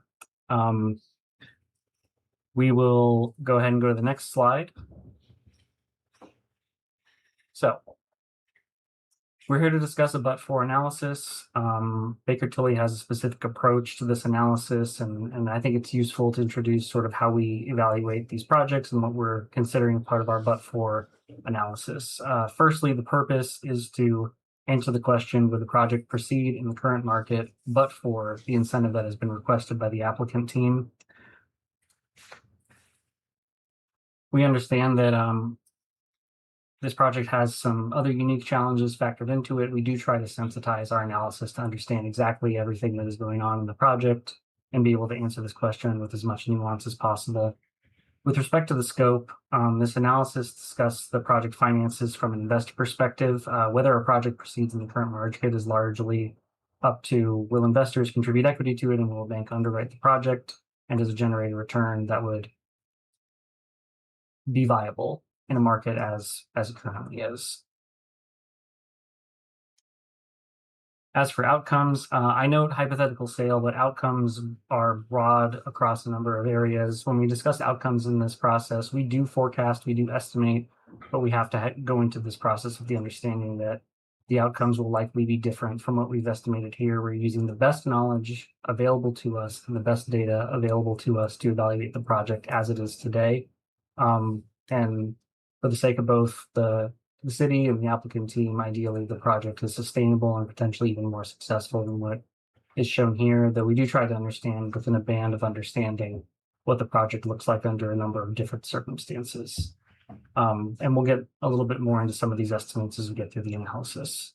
Finally, from a financial interest perspective, Baker Tilly is an independent financial advisor to the city and has no financial interest in the project. We are purely here to evaluate the project on a factual basis in current market conditions and provide the city unbiased advice on the status of the project and its need for public tax incentive. We can go to the next slide. A A little bit about our process. The purpose of our analysis, again, is to determine whether the project would succeed in the current market, whether it needs the incentive. The scope is very important to us. We want to underpin the fact that we are doing a financial review of the project. We are attempting to understand what the anticipated success of the success or lack of success of the project is without the incentive in the current market. That word market is important because we are not doing a market feasibility analysis, such as a housing study or an apartment study or an absorption study for the specific product. I believe that there was some information in a committee before this discussing the need and condition of housing in the city. This analysis is looking at the project from a return basis and trying to answer the questions germane to the but-for and the underlying assumptions baked into that. As for outcomes, we are looking to. So sorry. A little bit of repeat on that slide. So we're going to go to the building cost overview. Our analysis approach is to evaluate the project assumptions, including the estimated project cost for the entire project. I'm sorry, can we go back one slide? I need to finish up on the prior one. Apologies. The building cost overview, we're looking at a number of different factors for the project, including what was paid for the current assets and what is anticipated to be paid for the assets going forward. We're looking at the project revenues, and this involves a lot of evaluation of the current rental status, rental prices for the existing market in Grand Forks and comparable areas. We're also looking at the hypothetical sale assumptions. I say hypothetical sale, we're not anticipating the applicant will necessarily sell this property, but in order to benchmark it against returns that we would see in the market and returns that investors would demand for a project like this, we need to understand what that project value would be at the end of a 10-year pro forma, and that's how we evaluate it in the current market. For the project return, we use an internal rate of return, an unlevered internal rate of return. One of the important factors about this internal rate of return is that it divorces the project from the current interest rate environment, and it evaluates it as investors do on a national basis, not considering the cost of capital, but considering the project return against the total project costs. This allows us to benchmark against a wide array of different investor expectations and gives us a very good indication of what the project's true success and picture of the project looks like on a national basis. So we determine the rate of return for the project without incentive and then show what it looks like with the requested incentive. We also look at the market expectations. This again kind of goes back to that benchmarking the project and the current market and the current interest rate environment. This is where we look at most especially the PwC Real Estate Investor Survey. That is the best pulse on what investors are expecting for projects of this kind in the market. And that's really where a lot of our analysis is based against while we're reviewing the assumptions of this project to make sure they align with what we'd expect to see in the market. We can go to the next slide now. Apologies for the mix up there. So in evaluation of our assumptions, we look at the construction cost. This is, for lack of a better term, where a lot of hidden project return may be in other projects. We found the costs proposed by the applicant were right on where we would expect. We use a number of different resources, including comparable projects and RS means by Godin companies to do a project estimation. We also speak directly with the applicant to understand where their project assumptions come from and exactly what we are evaluating in our analysis. One area that we'll touch on several times throughout this presentation is the acquisition cost comparison. I would lean to the applicant to describe the circumstances in which this project exists and potentially city staff, but our understanding of the project is the acquisition cost or the total cost of the project prior to the current management taking it on and taking it across the finish line here experienced some very significant overruns due to a number of circumstances. And while we will touch on this later, we did sensitize for this variable to understand what the project looked like if there were no additional upfront costs or acquisition cost increases throughout the life of the project. We can go ahead to the next slide. Next, we look at operating assumptions through a combination of rents, vacancies, expenses, etc. We found that the weighted average rent of approximately $1,480 is above the current market to some extent, but in line with what we'd expect from a 4- and 5-star building in the current area. The vacancy lease up rate, compared to both the existing market in Grand Forks and the housing presentation, we maintained a somewhat more conservative vacancy rate of 5%, although we are seeing emerging vacancy rates in the 3.7% range. We found that the assumption had a low sensitivity to the project return and was reasonably conservative. Adjusting that vacancy rate does not have an enormous impact on the ultimate project outcome from our findings, so we maintained the 5% that was provided by the applicant as it was in the range of being reasonable for this project. We did make small adjustments to the retail rental per square foot based on the current market, but it was not a significantly meaningful adjustment. We found that the applicant's assumptions were pretty close and well within reason, though we did find some cost to make some adjustments for the commercial rentals in our analysis. We do have some metrics on the assumptions on rental rates below. We found that these compared closely to what we would consider comparables in the current market and comparable markets in the region. And the expense ratio per unit was in line with our expectations of what we see in other projects and again in the current market. We can go to the next slide.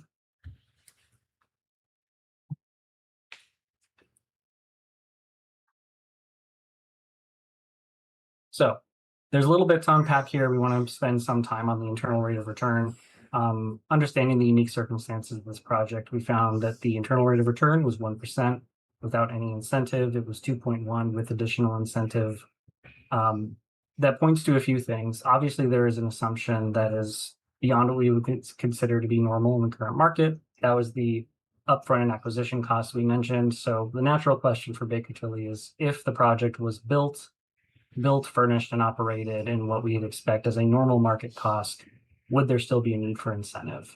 Really looking to the history of ownership and seeing if this project was done in a way that was in line with the market costs, would it still need an incentive? We did determine that if we sensitized for those costs, it would still qualify for the requested incentive. We would see without incentive return of about 3.89%. And then with incentive of 5.14, which is still below the lower bound of the market range that investors are expecting for a comparable asset. So what we can interpret from this graph is this project is not reaching the market return, meaning that it certainly would not go forward without the requested incentive that the applicant has requested as part of their application. We can go to the next slide.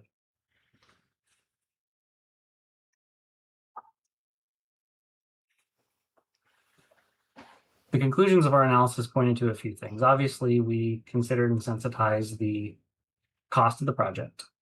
We considered and sensitized the range of different incentives that could be provided.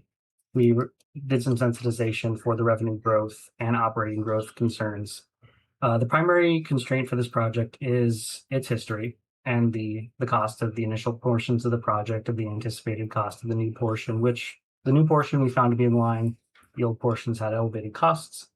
For market context, Grand Forks is a complicated market. We saw, as was articulated in some of the housing presentations, recent, more aggressive rent growth that is above regional benchmarks. There's very low vacancy rate indicating a lack of housing supply. And there are other economic headwinds towards the Grand Forks rental market, most especially the cap rate that investors are expecting is significantly elevated above where we would see residential markets elsewhere. Meaning that there's a high demand for housing, but there is a lack of equity going into building housing in the market. And this is our sort of high level from a market standpoint. I think that the housing presentation did quite a bit of work to evaluate those factors. One nuanced point here is that commonly in communities where it's difficult to attract housing, we see other economic headwinds, most of all is cap rate. The higher the cap rate, the less likely an investor is going to want to invest in the community. We see a pattern of developers wanting to lead the market in certain communities and bank on cap rates falling and more density being built in certain areas that have traditionally been underserved. That oftentimes comes in tandem with incentives to help hedge some of that risk. So Grand Forks is no exception. In a lot of communities we work with, and it's very, very common to see that there are elevated cap rates in certain areas, which reduces the anticipated value of certain housing incentives. All that is to say that the unique constraints of project plus the economics of the city and the ability to build housing place constraints on this project and make it so it would not proceed without some level of incentive and likely could absorb more incentive to increase its return above the current 2% that it's sitting at. And I think the final note we'll say here is that rental growth had a sort of historic depression in the Grand Forks market prior to very recent years, I think beginning in 2022. In our analysis, we did sensitize rental growth to understand what historic trends look like.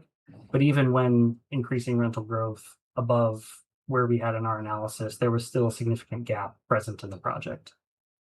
I think we can go to the final slide and I will be available for anything else.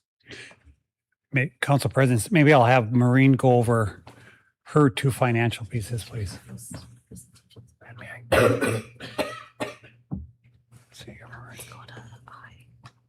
Ken caught it. You're cold. Oh, wait, I'm sorry.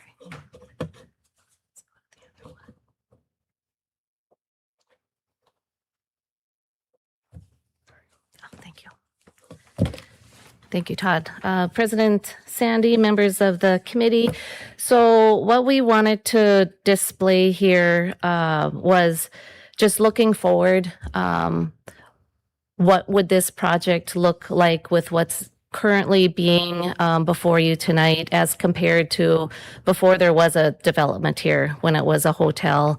Also comparing it to prior when we were looking at a 25-year tax increment revenue bond with 80% over 25 years being used to pay off that bond. So number one, just wanted to point out the value of the hotel was 2.28 million, so roughly 2.3 million. You can see we have a column on the far right there that just shows, okay, based on assumptions of a current effective tax rate, 100% taxed, what would that bring in? And that's what that column represents on the far right. Then when this EPIC project or the Beacon was brought forward in a 25-year 80% TIF bond was approved. The base value was roughly $998,000. That base value 100% taxed all along. We never gave up any revenue on that base value. But then for the incremental value over that 25-year period, 20% has been billed, and that's been going to all the taxing entities, and the 80% has been going toward what would be a revenue bond that has never been issued. So what we wanted to do is package this all going forward, just to show you an overall comparison. On the left side there, you can see what would be estimated to come in on that 80% portion of the increment over the remainder of those years. And then this revised, which is included in your staff report, with the first two buildings at 100% for 5 years exemption, and then the third building with the 8-year. So you can see you give up a little bit on the first 5 years, but then you make up those dollars quite quickly as you go forward. So when looking at the 25-year for the remainder, versus the combined, the total revised is just the addition of the first two buildings and the third. So that comparison, there's a difference of $8.158 million. If you were to go back and just compare, okay, what are the total revised from a property tax collection comparison to if the project hadn't been put into place in the first place and it was still a hotel, that difference is roughly 10.8 million. So you can see from a property tax collection, has been stated, perspective, it's a win for the not just the city of Grand Forks, but the county, school, park, all that collect. I should just clarify, this is based on, just for a demonstration estimate, it's based on the current effective tax rate looking forward. And then if I go to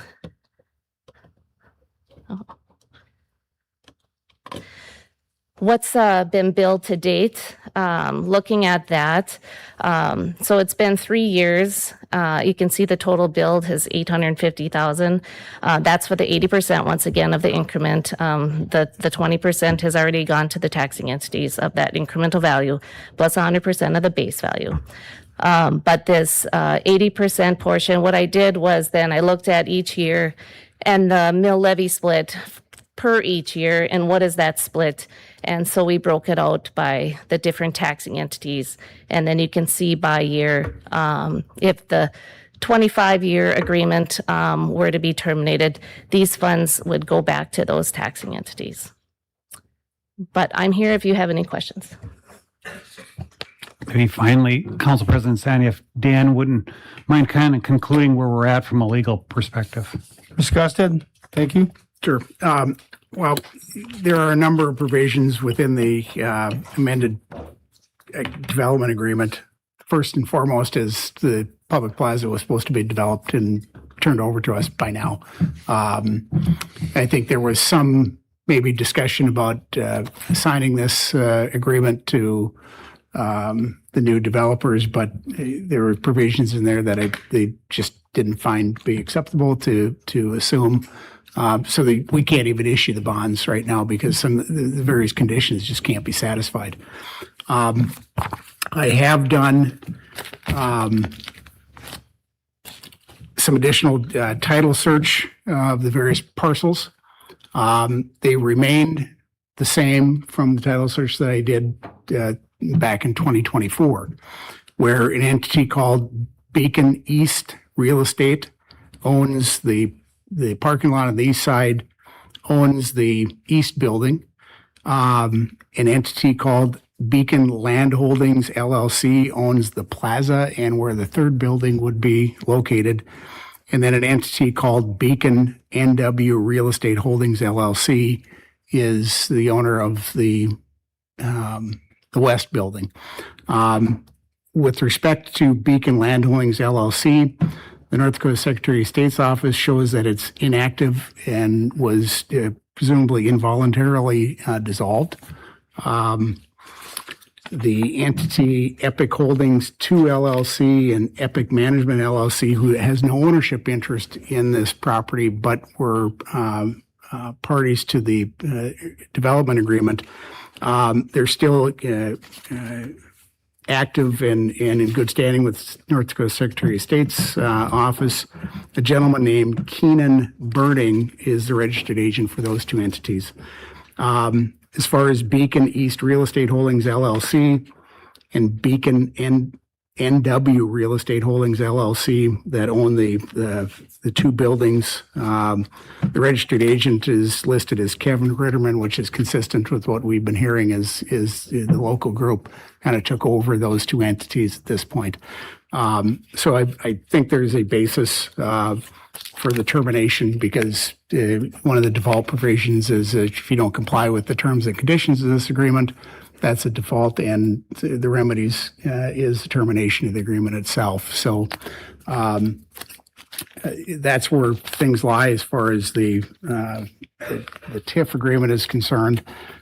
Also, there was a request. We had done some research on whether a pilot can be provided to an existing structure.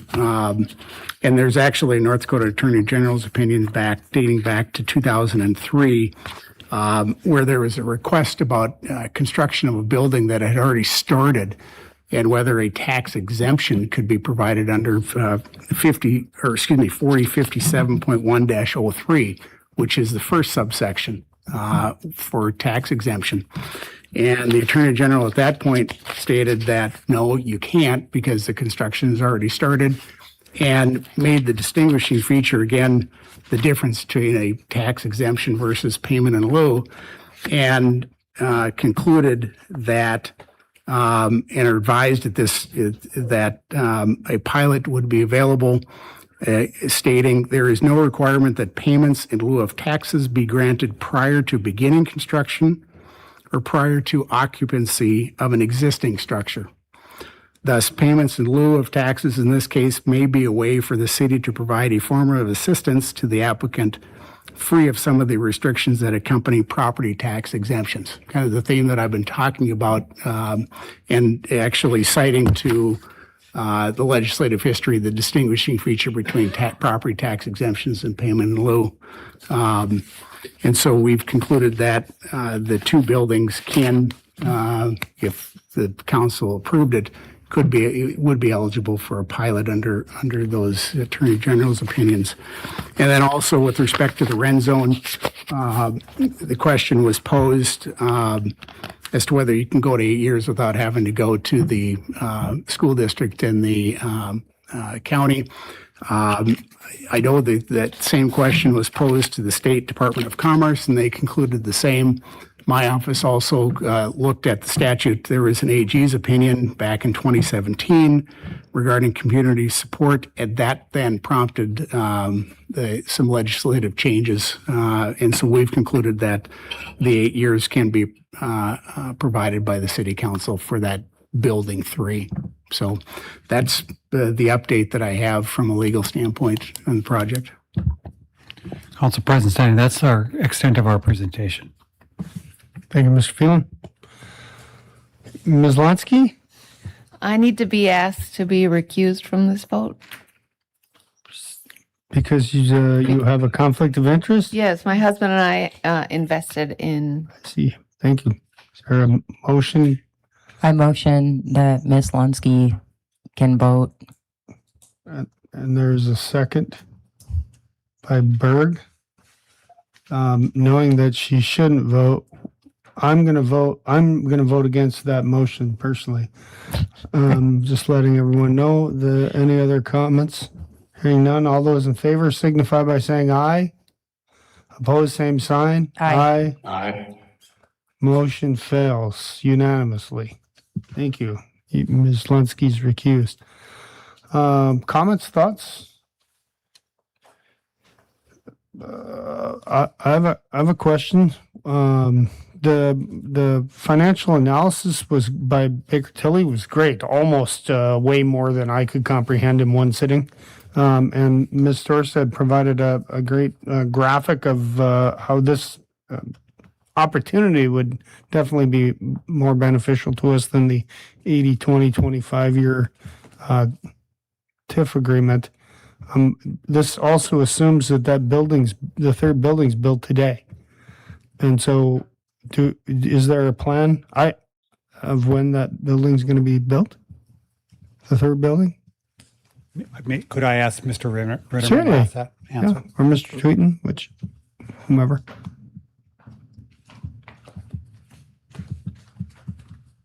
President Dana Sandy and Council. So the third building, if the 8-year TIF is approved, it'll probably be started this fall. We have some drawings to finish yet though, so. So as part of that, would you be willing to agree in writing that it'll be done at a certain point? Yeah, we could, yep. Great. We can give you a schedule. I think, thank you very much. That's all I would need. I think getting the third building built, delaying taxes on the first two buildings for 5 years in order to get the third building built, certainly is in the city's best interest. So thank you, Mr. Tweet.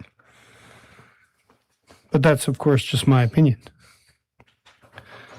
Then, yes, Ms. Osowski. So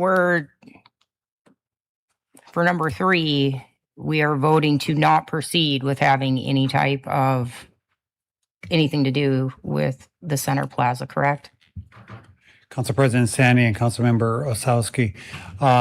Yes, what we're saying is no public plaza that the city of Grand Forks is integrated into. Okay. What are we going to do with our Zamboni? I think with our Zamboni, remember that was, we got a really good deal from the Ralph Engelstad Arena. Thank you, Jody Hodson. Obviously, we can put that out on the market and sell that.